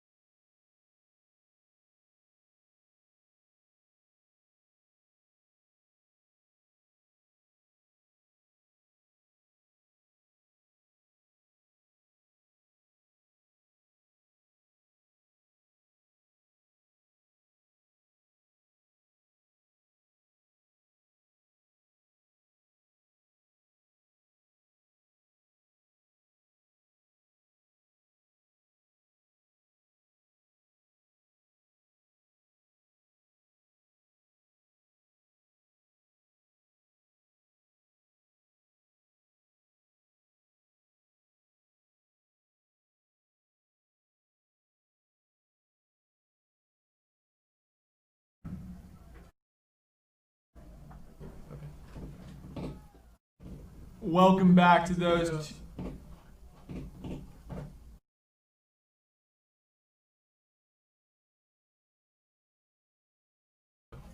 Welcome back to those tuning in to Crusader Sports Network. Here at the Strake Jesuit versus Pearland football game at Clay Stadium, I am Robert Gonsolin alongside my partner Matthew Cabrera. We're about to see a second half kickoff by the Crusaders. It is 10-7. Pearland is up over Jesuit. Start of the third quarter. Matthew, what have you seen so far? What's your biggest takeaway from the first half at this game so far? Well, it's definitely got to be that Strake Jesuit have just been capitalizing on all those passes they've been taking to Robert Smith, who he got a touchdown in the first quarter, which has been really crucial for the Strake Jesuit offense. Monero is set to kick. Wearing two different cleats tonight. But a nice kick. Hauled in by number 10 for a fair catch. Number 10, Isaac Sanchez. The Oilers will have it at about their own 25-yard line. And here we go once again. Jacob Sykes coming onto the field. You got also Reed Caldwell. That's right. Syke had a nice defensive stand on that last defensive possession of the game. Yeah, he has some great stops. Yeah, he's definitely got some great stops tonight, alongside with Reed Caldwell, two of the really most influential players right here on the defensive line. Obviously, a lot of leaders. There's also Jay Sporlon and Matthew Polasic, who have been leading at inside linebacker, leading this class for the fourth year in a row. Not afraid to hit. Didn't you say Jace had a very nice hit last game? Definitely, he really did. He had a great hit last game. I think it was probably in the third quarter. Yeah, it was great for him. Jace is also a stellar student in the classroom. Takes lots of AP classes.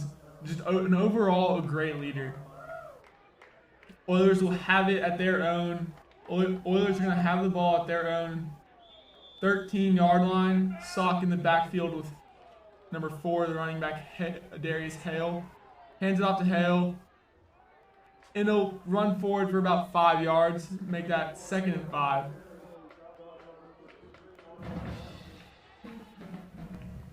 Couple of receivers check in, including Isaac Sanchez for the Oilers. 2 receivers check out of the game. They just have to be on their toes here. Jacob Sykes lining up. Lance Cezanne lines up against two corners. Gabe Grunwald there for backup extra help. Salk takes the snap, hands it off, and he's to Hale, who's just going to be stuffed right away. Great play by the defensive line. Dylan Folse there along with number 50, Jace Bordelon, to make the stops. Great plays by 2 defenders who really just love to hit. Definitely. Number 13, Garrett Coiner, checks out into the middle. He's there with Isaac Sanchez, the 2 Pearland receivers. Gabe Grunwald in the backfield at safety, communicating with the rest of the secondary. Yeah, Gabe Grunwald had a great first half. Sock rolls out to his right. He has his receiver who runs for about 3 yards in the play and makes that third and 5, and the Oilers are going to be forced to punt on their first possession in the second half. This is great for the Crusaders. You know, Jacob Sykes was saying before the game, the team really needs these 3 and outs to capitalize and to just turn the ball over and start their offense once again. And maybe that's what we need, Matthew. Is just like Jacob Sykes was saying when you were talking to him, those 3 and outs to start the game. Maybe that's what we need to get our rhythm, or consistent rhythm, going. Because we've had it in small increments in the first half, but we haven't really been able to get a rhythm going for a full, nice length drive, except for that first one where we had a touchdown from Robert Smith. Definitely. Cezanne is in the back to catch the punt. High punt. Cezanne calls for a fair catch, lets it bounce out, and it's going to be down at the Crusaders' 48-yard line where they'll take over on offense.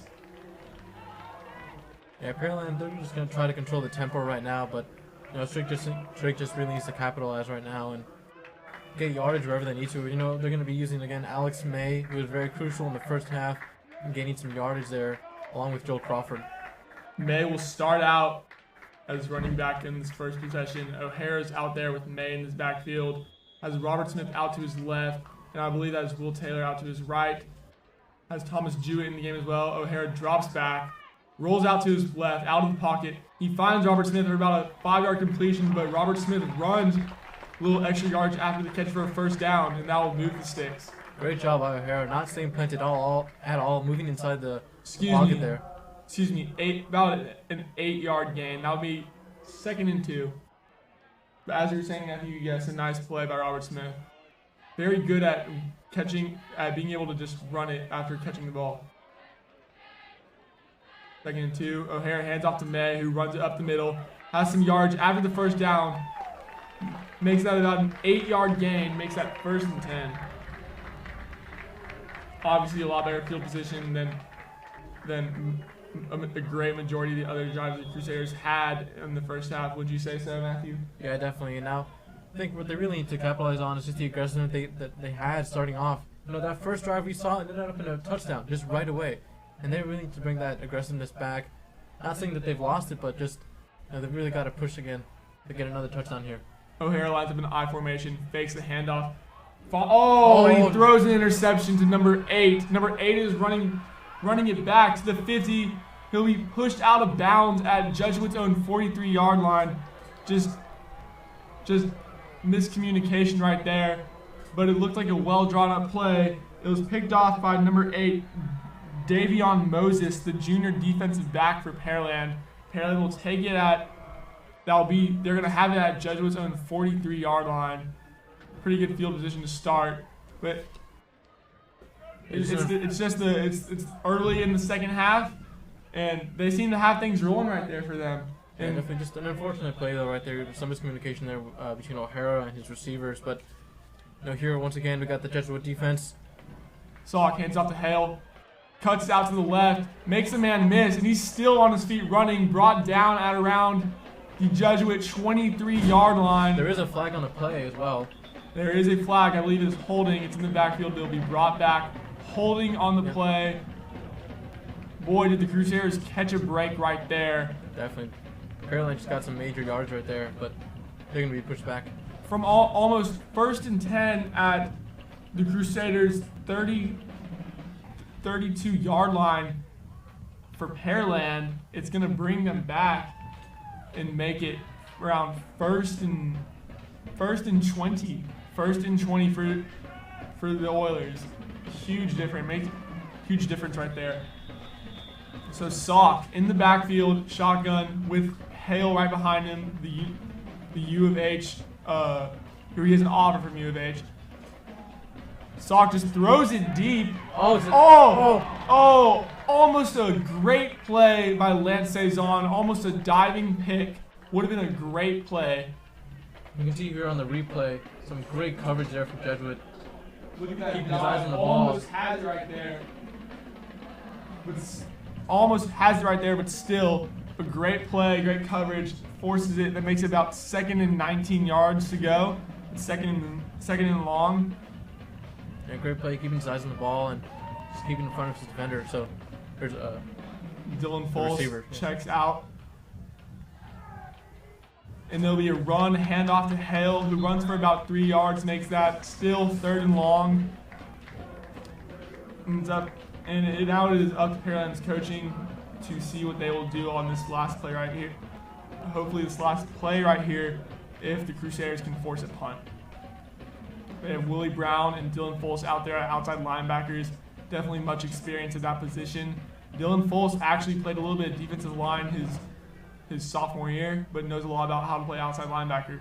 And once again, Jesuit here looking for another 3 and out. Salk takes the snap, throws out to his left, screen pass to Hale, who runs forward, is able to gain about 10 yards in the play, but not enough for the first down. It'll be 4th and short, about 4th and 5 yards to go.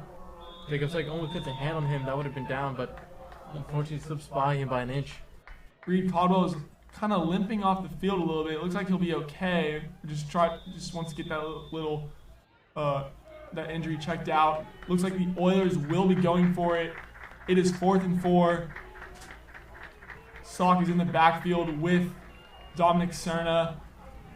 Two receivers out to his right.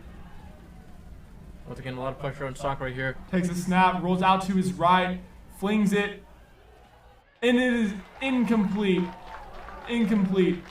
Looks like looks like number 13, Garrett Coiner, had to dive for the catch, but it would have been a great catch, but it looks like it was just too hard to haul in. That'll be turnover on downs, and the Crusaders will take over. Hopefully they can retain some of that momentum they had last drive and just produce some points out of it. Great job by Jesuit once again. Now here we go, Connor O'Hara once again out on the field. He's got number 24, Alex May once again. Foster in the backfield with him as well. Fakes the handoff, rolls out to his right. Oh, Tip pass. Referee calls it incomplete. That makes it 2nd and 10. yeah, it was just short of Robert Smith right there. He almost got a hand on it. Jack Shanklin checks into the game. Jake Foster comes out. O'Hara is waiting for the play call. O'Hara, he's been looking pretty smooth despite some mistakes tonight, but he's looking very smooth. I definitely have noticed he put in a lot of hard work in the offseason, so credit to him. Pitches it to May to the right. That'll be a gain of about 2 or 3 yards. That'll make it about 3rd and 7. Good plays by Jesuit here, trying to gain some yardage with Alex May. And Alex May will come off right now. Holden Maples and Leland Smith check into the game. Hopefully we can see some use of Holden Maples. I know he has really good hands, and hopefully we'll get to see those in action. Yeah, as you were saying, he's got some sticky hands right there, so let's see what he can produce here. Maybe a quick slants catch. O'Hara in shotgun. Throws it towards Maples. It's a lob pass, and it's picked off by number 1. Number 1 still on his feet, running back, and he's brought down at the Crusaders' 21-yard line. It's going to be number 1. That was number 1, Kalikolio Linton, the senior defensive back. Just a lob pass right there. But the defense will come back out, and hopefully they can retain momentum that they had on the last drive to keep things up. Still a close ball game, only a 3-point lead that Pearland has. 7 minutes and 10 seconds left in the 3rd quarter. They'll be 1st down. The Oilers will have it at about their own 28-yard line. What do you think that the Crusaders need to do right now, Matthew, in order to just retain that momentum that they had last possession on defense? But once again, they got to keep control of the tempo of the game right now. You know, they can't give an inch to Pearland. Jacob Syke was saying, once again, you know, they got to stress for that 3 and out. Hand off to Cerna, he is stuffed. He gets nowhere. Make that about 2nd and 9. That defensive line, they've just been showing up. Isn't that right, Matthew? They've been able to produce stops all game. I'd say you just keep that defensive front working and just keep them in the game, and the Crusaders will still be in good hands. Yeah, that front, you can use them over and over again, and they will not tire out. Sock still in the backfield with Cerna, the junior running back. Hand off to Cerna. Cerna cuts out to the right. Also, nowhere to really go on this play either. Maybe a 1 or 2 yard gain, but that's going to bring up 3rd and about 8, 3rd and 7. And once again, this defensive line just pulling through, coming out strong. Definitely not giving an inch to Pearland at all. 3rd and long. Hale checks into the game. Cerna comes out. Number 15, William Foster. One-on-one coverage with Lance Cezanne.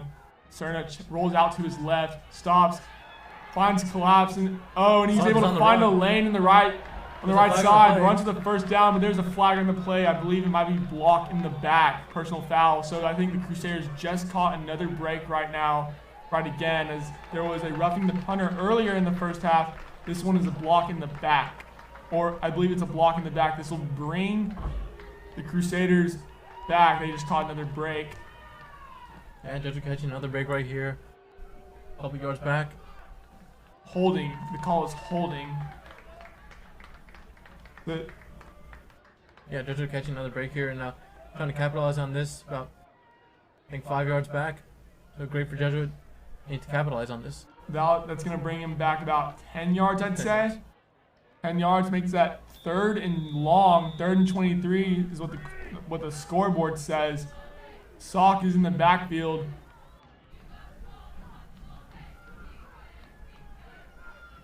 Checks with his coaches. Defense is communicating.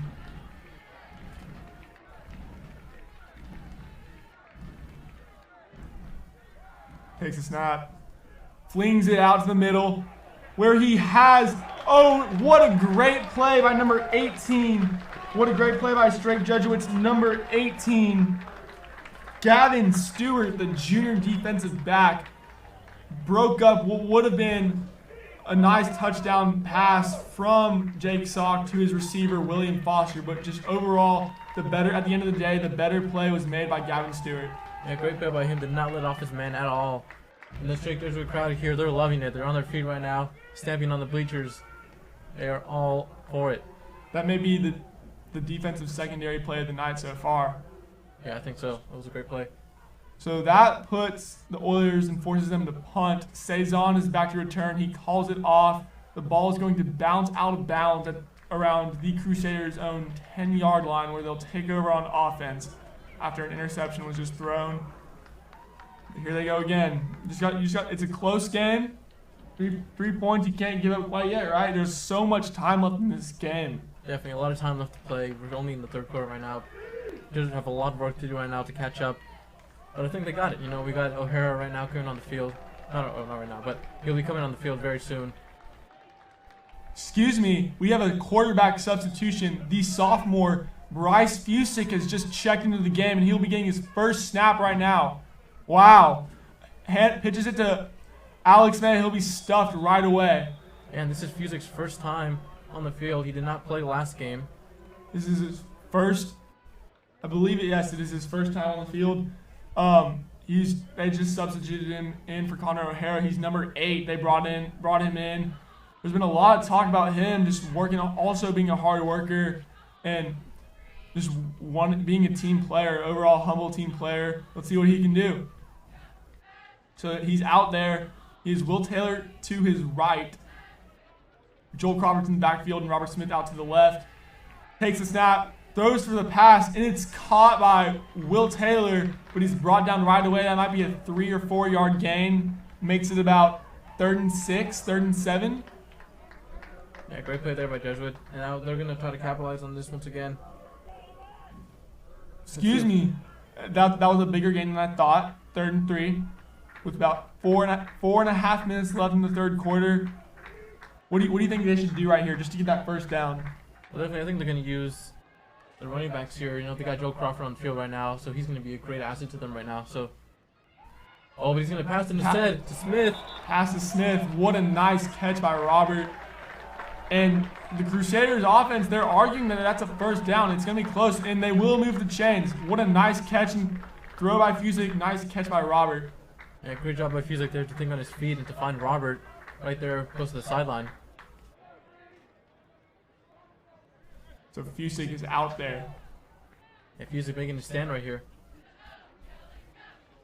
Fusick under center. Drops back for the pass. Looking for Robert. Throws a lob to Leland Smith. That will be no call for pass interference right there. Looks like Leland Smith, who's kind of hobbling off the field, tripped over the defender just a little bit. But no call for pass interference. I believe it's because there might have been some offensive pass interference and then some defensive pass interference, so it wasn't worth giving the call. 2nd and 10, 4:10 left in the game. Fusick under center. Crawford in the backfield. Handoff to Crawford, goes up the middle, and he's just met right away by the defensive line. That might be a loss of 1 or 2 yards. Makes that 3rd and 12. Unfortunate play there by Crawford, but you know, once again, he's got to find that gap there in the middle, and those offensive linemen have just been great at giving him space. So you know, I'm really hopeful, and I think Joel Crawford, he might even get a touchdown later on once they get a few more yards down the line. Jack Shanklin checks out of the game. You have Holden Maples out there. Lots of young players out there. Crawford the junior, Will Taylor the junior, Maples the junior, Fusick the sophomore. And then there's Robert Smith the senior out there. Fusick takes the snap, drops back, decides to keep it, finds the lane, runs forward, and he'll probably get a 1 or 2 yard gain. It won't be enough for the first down, but Fusick did see that lane open up and tried to scramble, take it and just run for the QB draw. The Crusaders nonetheless will be forced to punt. Garcia's back on the field. And it was the first major change that the Crusaders have made tonight. Yeah, definitely. And we've seen definitely before that Coach Kubiak likes to keep some seniors up there in the quarterback position, but Fusick is trying to make a stand here. High snap off the punt. Garcia does a great job of getting it off in time. Number 15, William Foster will take it, and he's just brought down right away. Great job by the Crusaders of making sure that play gets off smoothly, especially by Liam Garcia. He was able to get that punt off, and a nice punt too. Yeah, once again, we're able to see that power from Liam Garcia.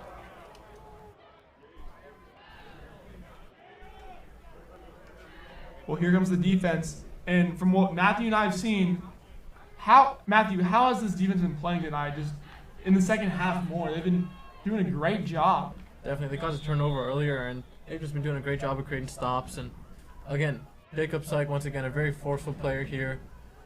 A Harvard commit. High snap, low snap, fumbled the snap. And John Friend, the running back, was actually at quarterback like he was in the first half just a little bit. It was a high snap, and then he tried reaching for it with one hand, and he got on the ball, but the play was already just called dead. A little bit of miscommunication right there. Yeah, Trick was very close to that ball as well. Could have gone either way. Jake Sock back in the quarterback. Trips out to his left. One receiver out to his right. Hale in the game. Like we said, Hale has a couple offers from Baylor, University of Houston, and Utah State. Takes a snap, looking out, throws to his left, has number 40. Nathan Elias, the junior, and he's just pushed out of bounds. Only gained a couple yards there, I think. His tight end, Nathan Elias, I believe that is his first reception of the night. Pearland has been relying more on the run game tonight. But while the Crusaders have been a little bit of a mixture of both, wouldn't you say? Yeah, definitely. Pearland's not really too dependent right there on their runners, but I believe there was a flag on the play as well. Oh, good eye. I believe there was a flag on the play. Might be a holding call. That'll push the Oilers back another. We'll just wait and see what the referees say. Yeah, the referee's talking it over right now. Looks like with 93, Reed Caldwell. No, it's a holding call on Pearland. It's 2nd and 20. 2nd and 20 for the Oilers. Obviously, a great defensively for the Crusaders. This is great field position for them. Hopefully, they can capitalize on this. So, before this penalty, actually, it was 2nd and 20 after that miscommunication. This play brought them back another 15 yards. It makes it 2nd and 34 for the Pearland Oilers. Great advantage from Jesuit. Once again, they're making Pearland make those plays that they don't want to make, and so. Well, we've got a huddle in the middle of the field right now. Well, Matthew, we've seen there is a huddle in the middle of the field kind of between both teams. They're just waiting to hear what the referee is saying. As I was going to say, Matthew, we've actually seen a couple special teams turnovers tonight on punts. If the Crusaders can make that happen if they can hold them to a 4th down and make that happen right here, that would turn out to be great field position for the Crusaders on offense. Oh, definitely. They could send up somebody like May even just to go through the B gap and create a touchdown. Exactly. 2nd and 34. Handoff to Dominic Cerna. He goes nowhere. That's probably a gain of maybe 1 or 2 yards, but makes it 3rd and 32. 3rd and 32. Jesuit are looking for this turnover right here. This would be a great spot to have that turnover. Reed Caldwell trying to make a stand here. Sock takes a snap, hands off to Hale. Hale has an open gap. He barely finds that gap there. Dominic Cerna, but not enough at all for the 1st down. Makes it about 4th and 17. And the Oilers 4th and 20. Oilers will be forced to punt. This time, the junior defensive back, Craig Royal, is set to return it. Less than a minute on the clock in the 3rd quarter.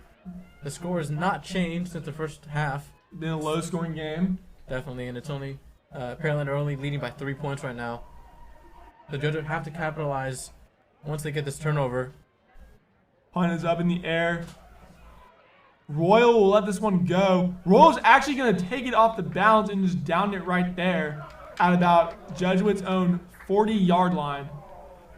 Here comes Bryce Fusick, the sophomore, checks back into the game at quarterback. Let's see what he can do. See if he can turn the game around just a little bit. Yeah, only a sophomore, but he's making his stand here on the varsity level. Here he He's comes. been doing great so far. He's able to find Robert Smith.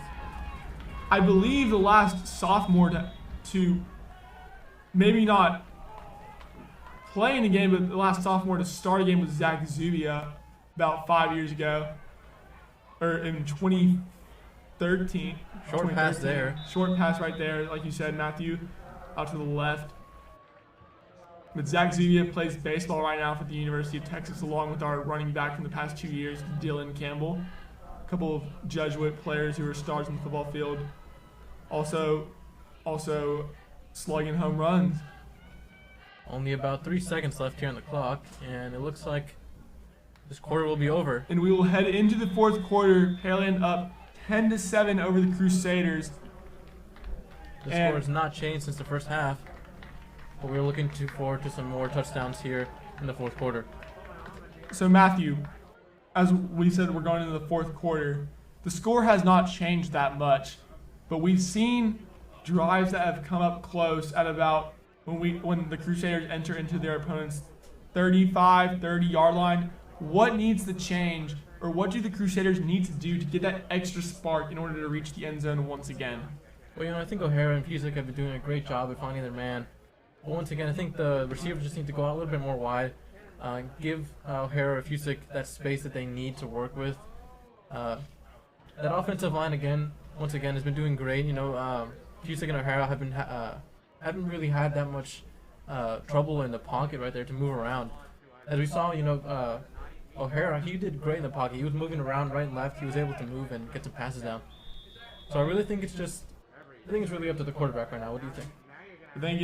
I think it is up to just how, also not only the quarterback, but how the team's able to communicate with each other. There's been some miscommunication tonight, but I just think they're so close. Hand off to Crawford. Crawford finds the hole. That'll be about a 3 or 4 yard gain. Make that 3rd and 7. Also, just want to mention that in response to the impacts of COVID in our school community, Jesuit is providing a record of $3.4 million in financial aid to students this school year. This was only possible thanks to the generous contribution to the Crusader Fund by current and past parents, alumni, and friends of Strake Jesuit. So for that, we thank you all. And I'd also just like to mention that this is brought to you by the Crusader Sports Network. Fusick under center. Oh, and he'll be brought down for about a 10-yard loss on the sack. Crusaders will be forced to punt. You were saying that, Matthew? Yeah, this is brought to you by the Crusader Sports Network, and we will be broadcasting many other sports this year, such as soccer, lacrosse, rugby, even baseball as well, which is new. So make sure to tune in so you can either hear me or Matthew or some of our other anchors who are not here tonight but are working in the SJet studio, making sure this production that you see on screen is running smoothly. All credit to them. And thank you, Mr. Pep, once again, also for helping to set this up. Pearland's offense back on the field. Garcia is punting. Fair catch called by William Foster at about the 46-yard line, where they'll take over Oilers' own 46-yard line.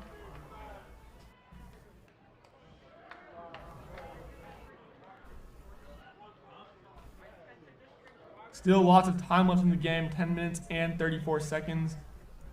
Yeah, Jesuit have a lot of time here to make some plays.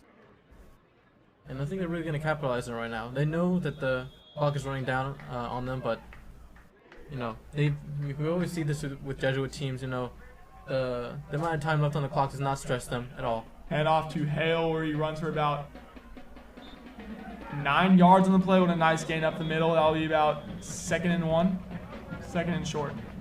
And I was saying, Strake just really thrives on these clutch plays right here where there's not a ton of time left on the clock, but they know what they need to do, and they're going to really capitalize on these plays. For sure, for sure. We've seen a lot of capitalizing out on the defensive line and short yards.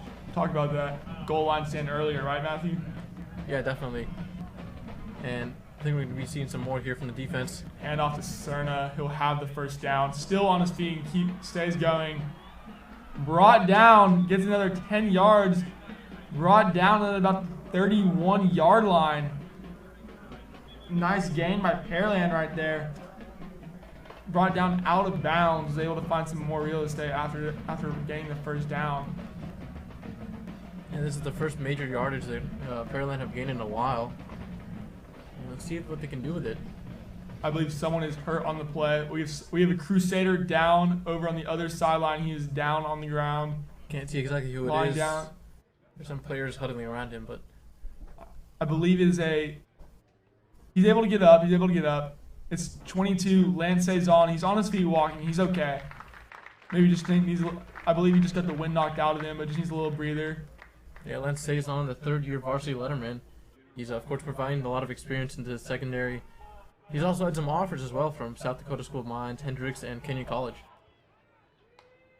He and Alex may share, and for the schools that they both have offers from, they share some of the same schools. Like you said, Kenyon College, South Dakota School of Mines.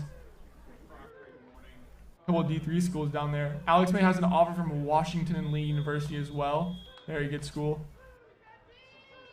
And then Hazel will come off the field right now. That means Gavin Stewart will check in. Hand off to Hale. He will go nowhere. Actually lost a couple of yards. That'll make it 2nd and 11. 2nd and 12. The crowd is getting hyped right now. The band is playing their music very loud right now, and the Jesuit crowd is getting hyped. They want to see some great plays here from that defense. Some of the most energy we've seen all night from, not that it's low, but there's very high energy right now from the band and the cheerleaders. Sock in the backfield. Two running backs out to his left and right. Fakes the handoff to Hale. Looks for a pass. Flings it downfield. Low pass to Cerna. Couldn't quite haul that one in. That'll make it incomplete. Make that about 3rd and 12. And here we are, 3rd down again. Yeah, Desert Road going to capitalize on this again. They're not in field goal range. They're a little too far from kicking a field goal. Yeah, they're pretty far, yeah. If they can hold them again, that'll be another nice defensive stand for the Crusaders. The defense is definitely there tonight. Wouldn't you say so, Matthew? Definitely. They've been here all night. They've been creating a lot of stops. You know, even places we wouldn't have seen, you know, even down when they were, I think it was like 3rd and goal, and Jacob Syke really stepped up once again, and of course Reed Codwell again providing some more backup.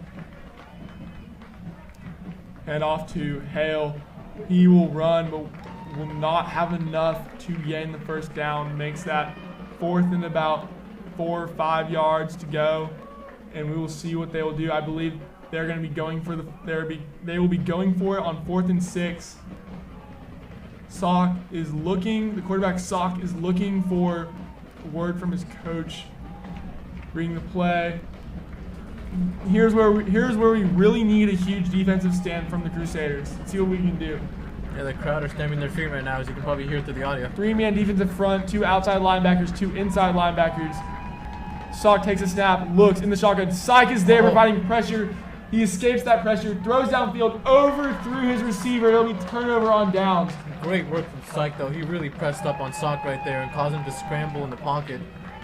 Causing him to scramble out. That's right. Syke provided that pressure. Looked like Sock could have scrambled it for a first down, but then he just threw it to his receiver, Isaac Sanchez, and overthrew him by quite a lot. But that's great for the Crusaders. They will take over on offense now. Fuzik's still in the game. And here we go. Fuzik gonna make a stand here. Let's see what he can do. Let's see who we can pair up with. Joel Crawford in the backfield with him. Boy, would I love to see one of those 60-yard, 70-yard touchdown runs from that I saw in Joel Crawford in the playoffs last year. Hand off to Joel Crawford. Didn't get much on the play. Kind of stuffed at the line. Makes that about 2nd and 10, 2nd and 11. Yeah, once again, I think they're going to be relying on Joel Crawford here. I think there's another injury right here for a Pearland player. He's on the ground. Pearland player is injured. I believe that is a defensive lineman. Hopefully he's okay. trainers are out there and players are taking a knee right now. Yeah, they're looking at his feet right now, or his ankles. Might be injured. So Matthew, we've seen a lot of defensive heart tonight. So far at this moment, who is your defensive Crusader player of the game? I think it might really be a tie between Reed Caldwell and Jacob Syke, but as we saw just now, Jacob Syke had a great play, causing Sock to get out of the pocket right there. So maybe Jacob Syke. What do you think? The Harvard recruit. I have to agree with you 100% on that. Syke providing the pressure tonight, leading that defensive line, and forcing multiple 3-and-outs or turnovers on downs. So I just gotta agree with you. Yeah, Jacob Syke, a force to be reckoned with here. Number 5 on Pearland, who was hurt, is okay. He's up on the field and he's walking. Looks like he'll be okay. That was number 5, Amari Deason. Amari Deason is actually has an offer from Illinois State and has gained some interest in from Texas Tech University. Oh, a forceful pass there, but an incomplete pass there to number 12, Will Taylor. Almost had Will Taylor on that connection. That'll bring up 3rd and 13 yards to go. All right, he almost had Will Taylor on that one. Yeah, and he did a great job of cutting inside as well. He was really open there for Fusik to pass it. Overall, just a great route runner. Definitely. They're holding up, and they're ready to go. Fusik will be in shotgun by himself. 2 receivers out to his left and right.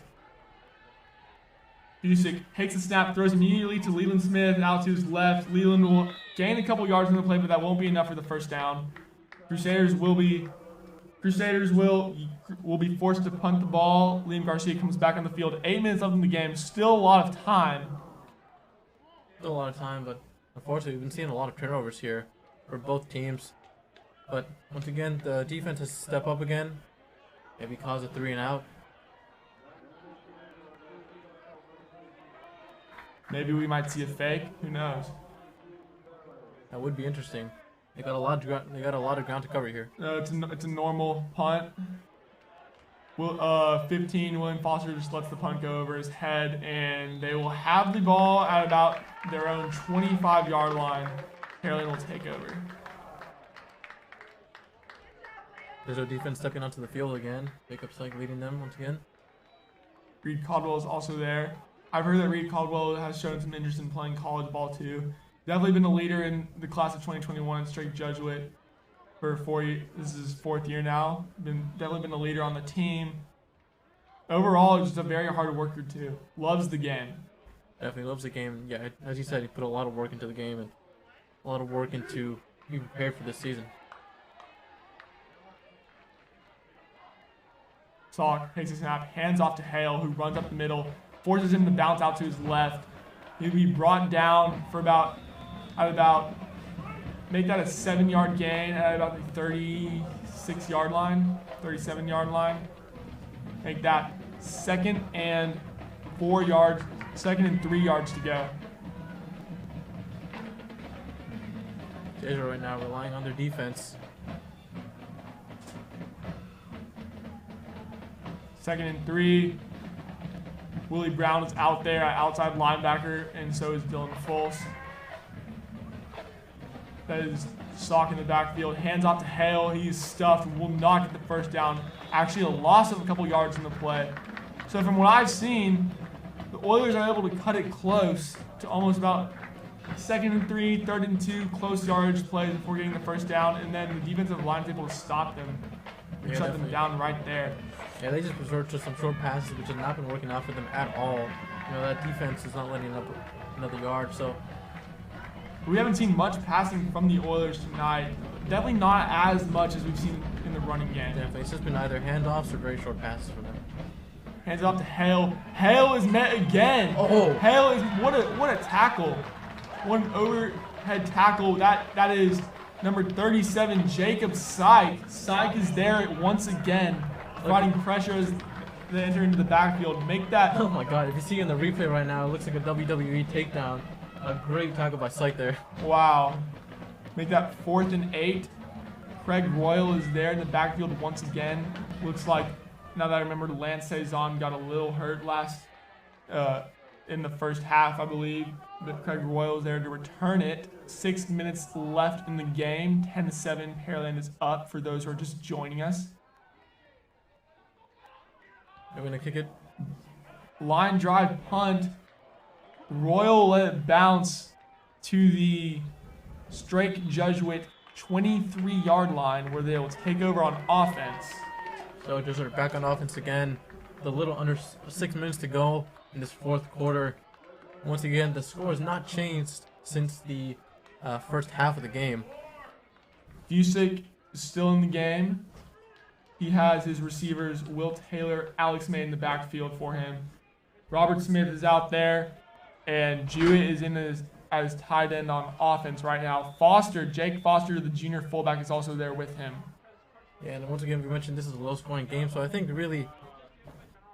Drops back to the pass. Fusick almost overthrown. Number 21 on Pearland in the secondary dove to try and intercept the pass, but luckily it just bounced the turf before he was able to come and fully bring in that pass. Crusaders got away with one right there. That could have been dangerous, but as you just saw in the replay, he was diving for it and he just did not get there. So good for Jesuit here. And as I was saying, it's kind of a low-scoring game, and they're only 3 points apart right now. So I think really maybe the next touchdown will decide the game. What do you think, Robert? I think scoring right here would be very crucial. Definitely. Pitch to Alex May down the middle. He'll be brought down at about the second. Make that third and 5.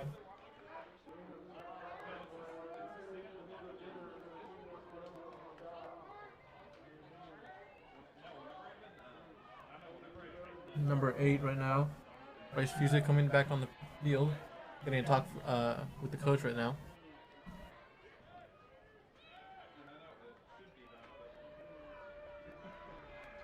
Fusick lining up under center. Hands it off to Alex May. Open field space. Looks like he will get the first down. We have a first down on 3rd and 4, and that will move the sticks. Crusaders will have a new set of downs. It looks like we might be able to have something work right here. That was a great play by Alex May. You could really see him utilizing the speed right there. He just kind of dove in right there into the defensive line, and he got some great space right there. So someone who's definitely improved, or has come a long way, like I said earlier, on his cuts, making his cuts in the inside run. Fusick hands off to Alex May. Alex May still on his feet. That'll give him about 4 yards, make it at 2nd and 6. Yeah, he is not giving up here. He's taking every yard he can get. Great plays by Alex May right now. 4 minutes, just under 4.5 minutes left in the game. 2nd and 5. This is I'd say with how fast and how well both teams are using the clock right now, I'd say this is a crucial possession to score. Definitely. If they score on this drive right here, it could be very crucial. But we never know until the final whistle blows. So let's see. Fusick getting the snap. Fusick takes a snap. Throws right away. A little bit of miscommunication between him and the tight end Thomas Jewett. Incomplete pass to make that 3rd and 5. Both teams have all 3 timeouts left. So you could, if it ends up with 4th down right now, you could afford to punt. Very true. Based on how the defense has been playing, it wouldn't be a bad idea either. But it's only 3rd down. Jesuit here looking for a first down. He's got number 11, Leland Smith, to his left. Fusick hands off to Crawford. He'll be stuffed. Around no gain on the play. Makes it about 4th and 6. Maybe loss of 1 yard. 4th and 5. 4th and 5. Yeah, Crawford not able to move there, unfortunately. But he also had Leland Smith right there on his left. I think he needs to be using Leland Smith a little bit more. Maybe even Robert Smith if he gets on the field. What do you think? Do you think maybe a pass here would be very beneficial to Jesuit right now? Well, like I said earlier, I think an out route to one of the receivers, slot or wideouts, I think would work. It's 4th and 5 right now. Fusick takes it from. Oh, and it looks like looks like we have a false start. And there'll also be a timeout called as well, I believe. Excuse me. Timeout. There's a timeout called. Looks like Pearland just took their first timeout of the half on 4th and 5. Looks like they wanted just to see how the Crusaders are lining up on 4th down, just to get a feel and be prepared for the next play. Yeah, very dangerous spot here for Judge. A very crucial spot right here. Again on the 4th down. You know, it's really up to Fusek, I think, right here. He needs to really be on his feet and decide whether he's going to go for that B gap again with Crawford or maybe try something out with Leland Smith. I think a nice quick pass maybe to the outside would be good. Yeah, I think so too. Maybe just to go down the go route and just gain some yardage, of course. Because right now they're in the 4th down. Despite all the possession changes we've seen tonight, it is a very close game. It's 10-7.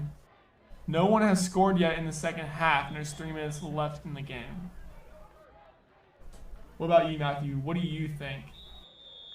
Like we were saying, you know, they really need to capitalize right there on their receivers, and we got number 13, Robert Smith. He's available right now. He's in a one-on-one there. Fusek in the shotgun by himself, takes a snap. He has Leland Smith. What a snag. Looks like Leland will have the first down. Leland is also a junior receiver who's known for having great hands on this team. And yes, they will move the sticks for a first down. Great job by Leland to get the first down. That's what Jesuit needed right now. They needed that momentum, and they're going to capitalize on that momentum right now as they drive for the end zone. Smith was also one of those underclassmen who came up big in the playoffs last year. Caught a nice bobbled Hail Mary touchdown before the first half ended in the Clear Creek game last year, and then scored a touchdown, and it had a nice snag in the Westbrook game. Music keeps it this time, throws it to Thomas Jewett where he's met right away, but it's an incomplete pass. Looks like we have an injured Pearland player on the field. Looks like he's okay. Looks like he's okay. Yeah, good play there by Fusek to keep the ball and find some space to maybe get a pass down. They did kind of get away with that one, with one right there, though. Threw into double coverage a little bit, but like you said, it was a good read by Fusek. And it looks like there'll be an injury on the field for number 7, Dylan Dixon for Pearland. Dylan Dixon had that interception in the first half today and ran it back for about 20 yards, I believe. Looks like he'll be okay, though. He'll be getting up right now, but he will be taken off the field. Looks like he'll be okay. May not be able to return tonight, but I don't think he'll be out for too long. We'll judge it right now how they have to recuperate. They gotta focus on what they have to do right here. They need to manage their time well. They do have all 3 timeouts. They haven't quite crossed the 50-yard line yet on this drive.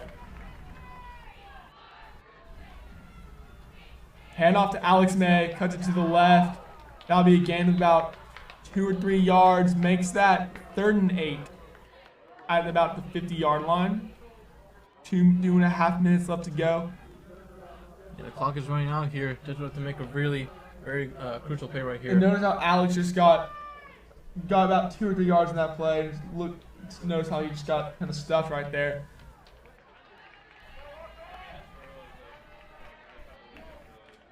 Fusek in. And looks like it'll be a timeout there called by Jesuit, I believe. Jesuit will take their first timeout of the half. That is correct. 2 minutes and 10 seconds left in the game.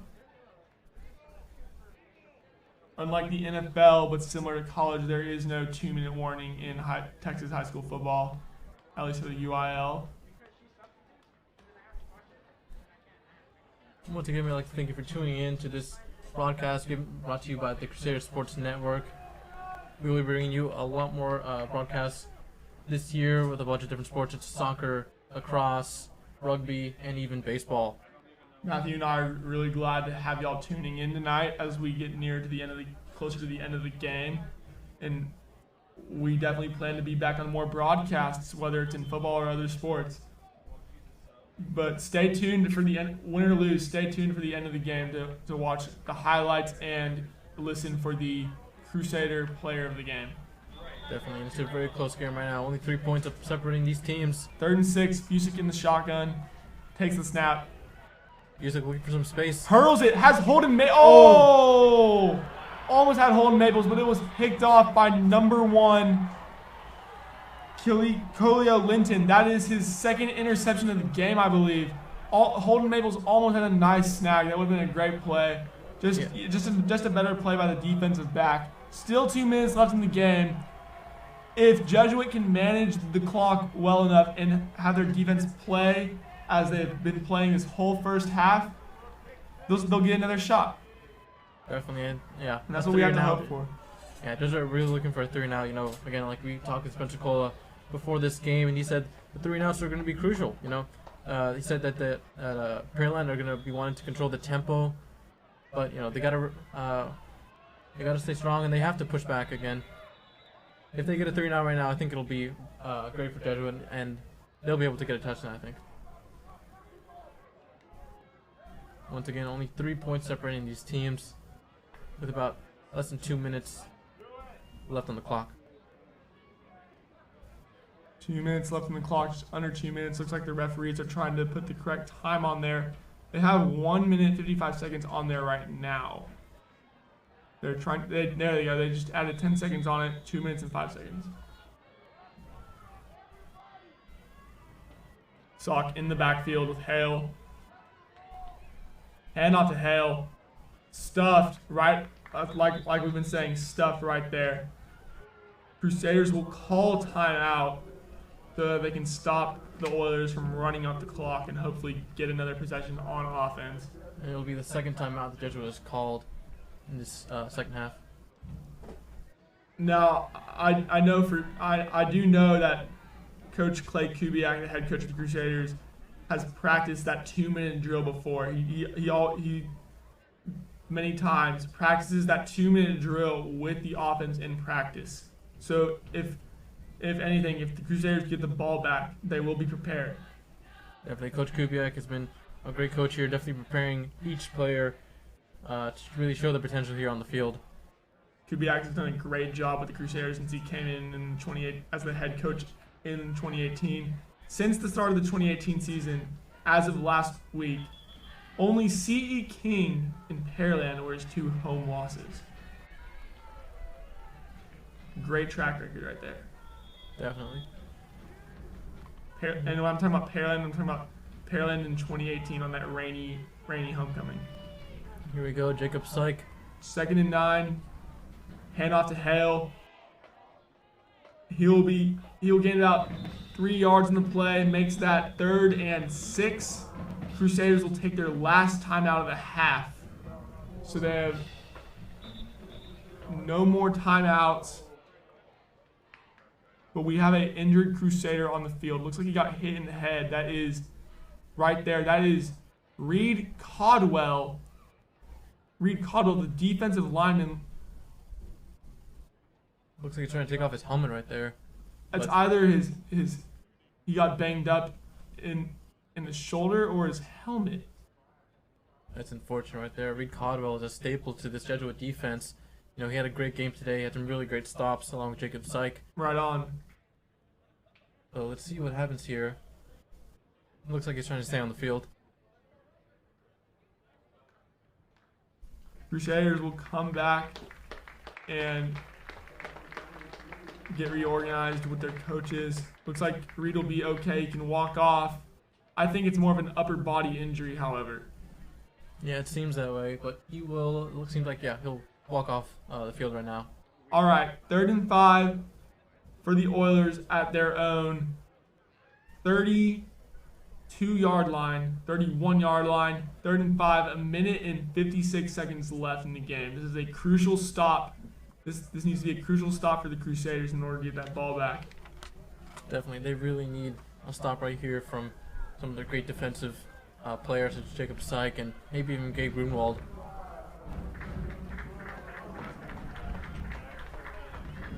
The crowd is on their feet right now. They really want to see a stop right here so Jesuit can recuperate on the offense. Hand off to Hale. Hale will have the first down and more, still on his feet. Looks like he will take it to the house. That will be the nail in the coffin. And Pearland get a break right there. They will get a touchdown. That'll be a touchdown for the Oilers. That makes it 16-7. I see in the replay there, he just found the go route and went for it. Yeah, that was an unfortunate play for Jesuit there. Who could not catch up to him. Yeah, the crowd is very angry with that play right there. With only 1 minute and 45 seconds left on the clock here in the fourth quarter. Well, let's see what this 2-minute drill for strict Jesuit can do. Yeah, as you were saying, Coach Kubiak is a master at these 2-minute drills, so let's see what Jesuit can do here. Mendez will attempt the extra point.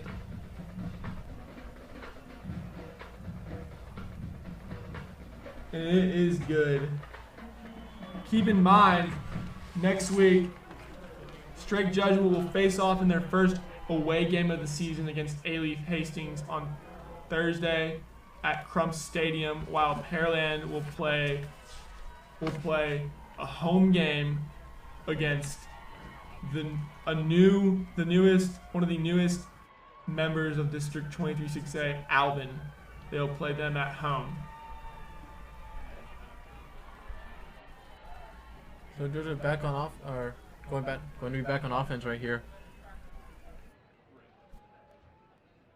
Robert Smith is the middle return man. Will Taylor is also back there with Craig Royal.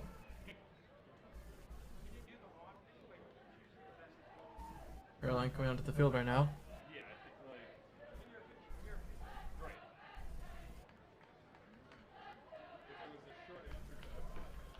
Once again, 1 minute and 45 left on the clock right here. Looks like they're stopping the play right now. Pearland making some switches.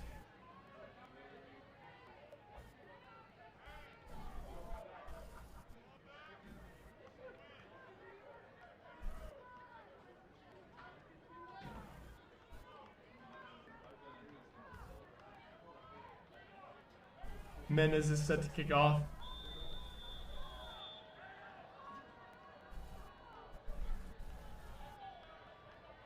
Smith to return. Let's see what Smith can do here. 17-7. Pearland is up. Smith will let it go out to the back of the end zone. Crusaders will take it at the 20-yard line. Yeah, they'll take the touchback right now. Well, let's see what Jesuit have to do. They got some ground to cover, but still a little under 2 minutes left on the clock here. Fusick is still at quarterback. Yeah, Fusick, the sophomore, still, driving away. He's done a great job here from what I've seen. And I'm just really happy to see him on the field right now as a sophomore. And I think, once again, they're building up the next generation of football players for State Jesuit, and he's really the face of that. It will be nice to see Fusick develop into a nice quarterback in the coming years. Fusick takes a snap, drops back. Looking for Leland, looking for Robert, but did not get there. Oh, runs around in the pocket and is able to find Thomas Jewett. Looks like they won't let Thomas Jewett go. Lots of roughhousing after the whistle, but that'll make it about second and 4. Looks like Clock is still running. Looks like they're trying to pull the ball away from his hands right there, but 2nd and 4. Crusaders trying to keep it going as fast as they can. Fusick in the backfield, Crawford to his right. Fusick takes the snap, drops back, rolls out to his left, looking, he'll keep it and he'll run out of bounds. That would be about 3rd and 1. Yeah, he was looking for Robert Smith right there, but he was covered unfortunately. So we just made that run. Fusick actually got the first down on that play. That'll move the chains, and the Crusaders will have about 1 minute and 1 second left.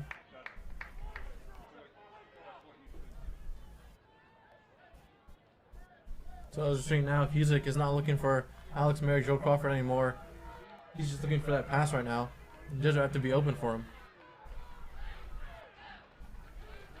Looking out to his left. Looking for Robert. He's not open. Throws it. He finds a connection to Will Taylor, who has it downfield at the Oilers' 43-yard line. Another first down. That'll stop the clock for just a little bit. 51 seconds. The clock is now running again. Yeah, the clock is still running right now. Maybe they can spike the ball. Looking, running runs up the middle, QB draw. And he just slides right in to the 40-yard line. Fusik understanding the game, looks like Jesuit he'll not spike wasting, it. yeah, Jesuit not wasting any time right now. Looks like there might have been. Is there a flag? No, there was not a flag. No, Fusik spiked the ball to stop the clock. 27 seconds left in the game. Score is 17-7. Pearland on top.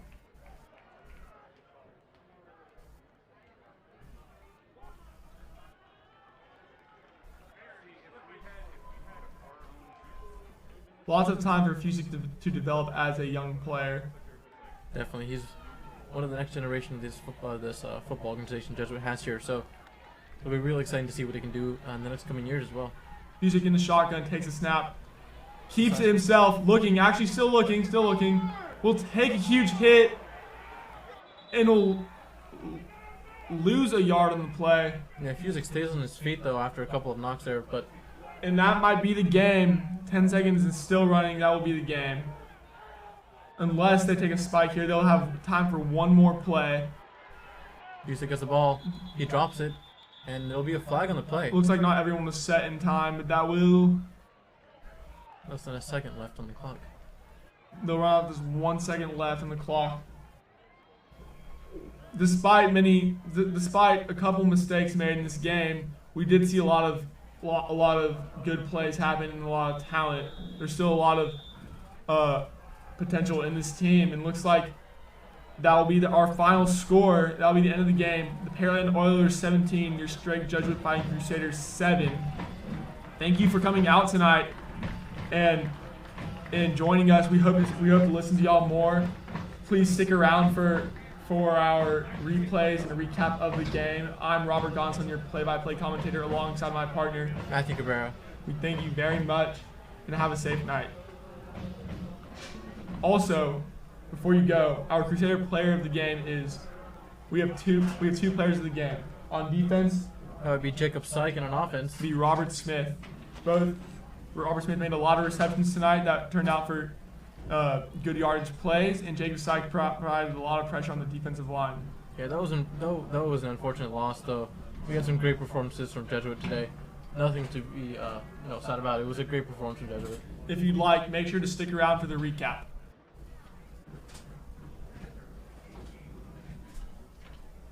As you can see right there, here's Robert Smith running. Almost had a big yardage play on that. Here's some pressure right here here's Jake Sock rolling out of the pocket. There's a flag on the play as well. Looks like he'll be diving out of bounds.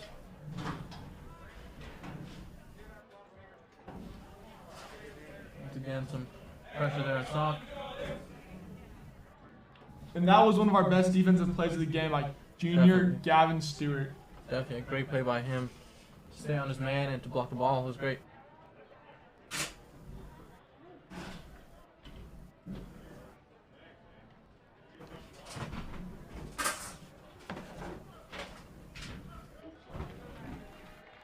Here's Fusik in on offense right here. Had some good snaps tonight. Played for him most of the second half. He's definitely likes to roll it out and find ways to make it a QB draw. A little bit of a Vince Young style of player right here.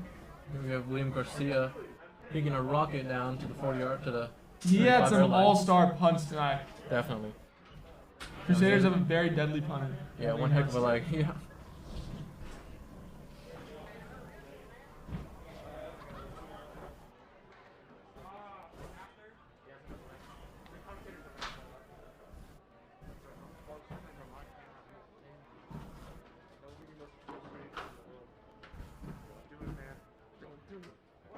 We thank you for joining us tonight once again.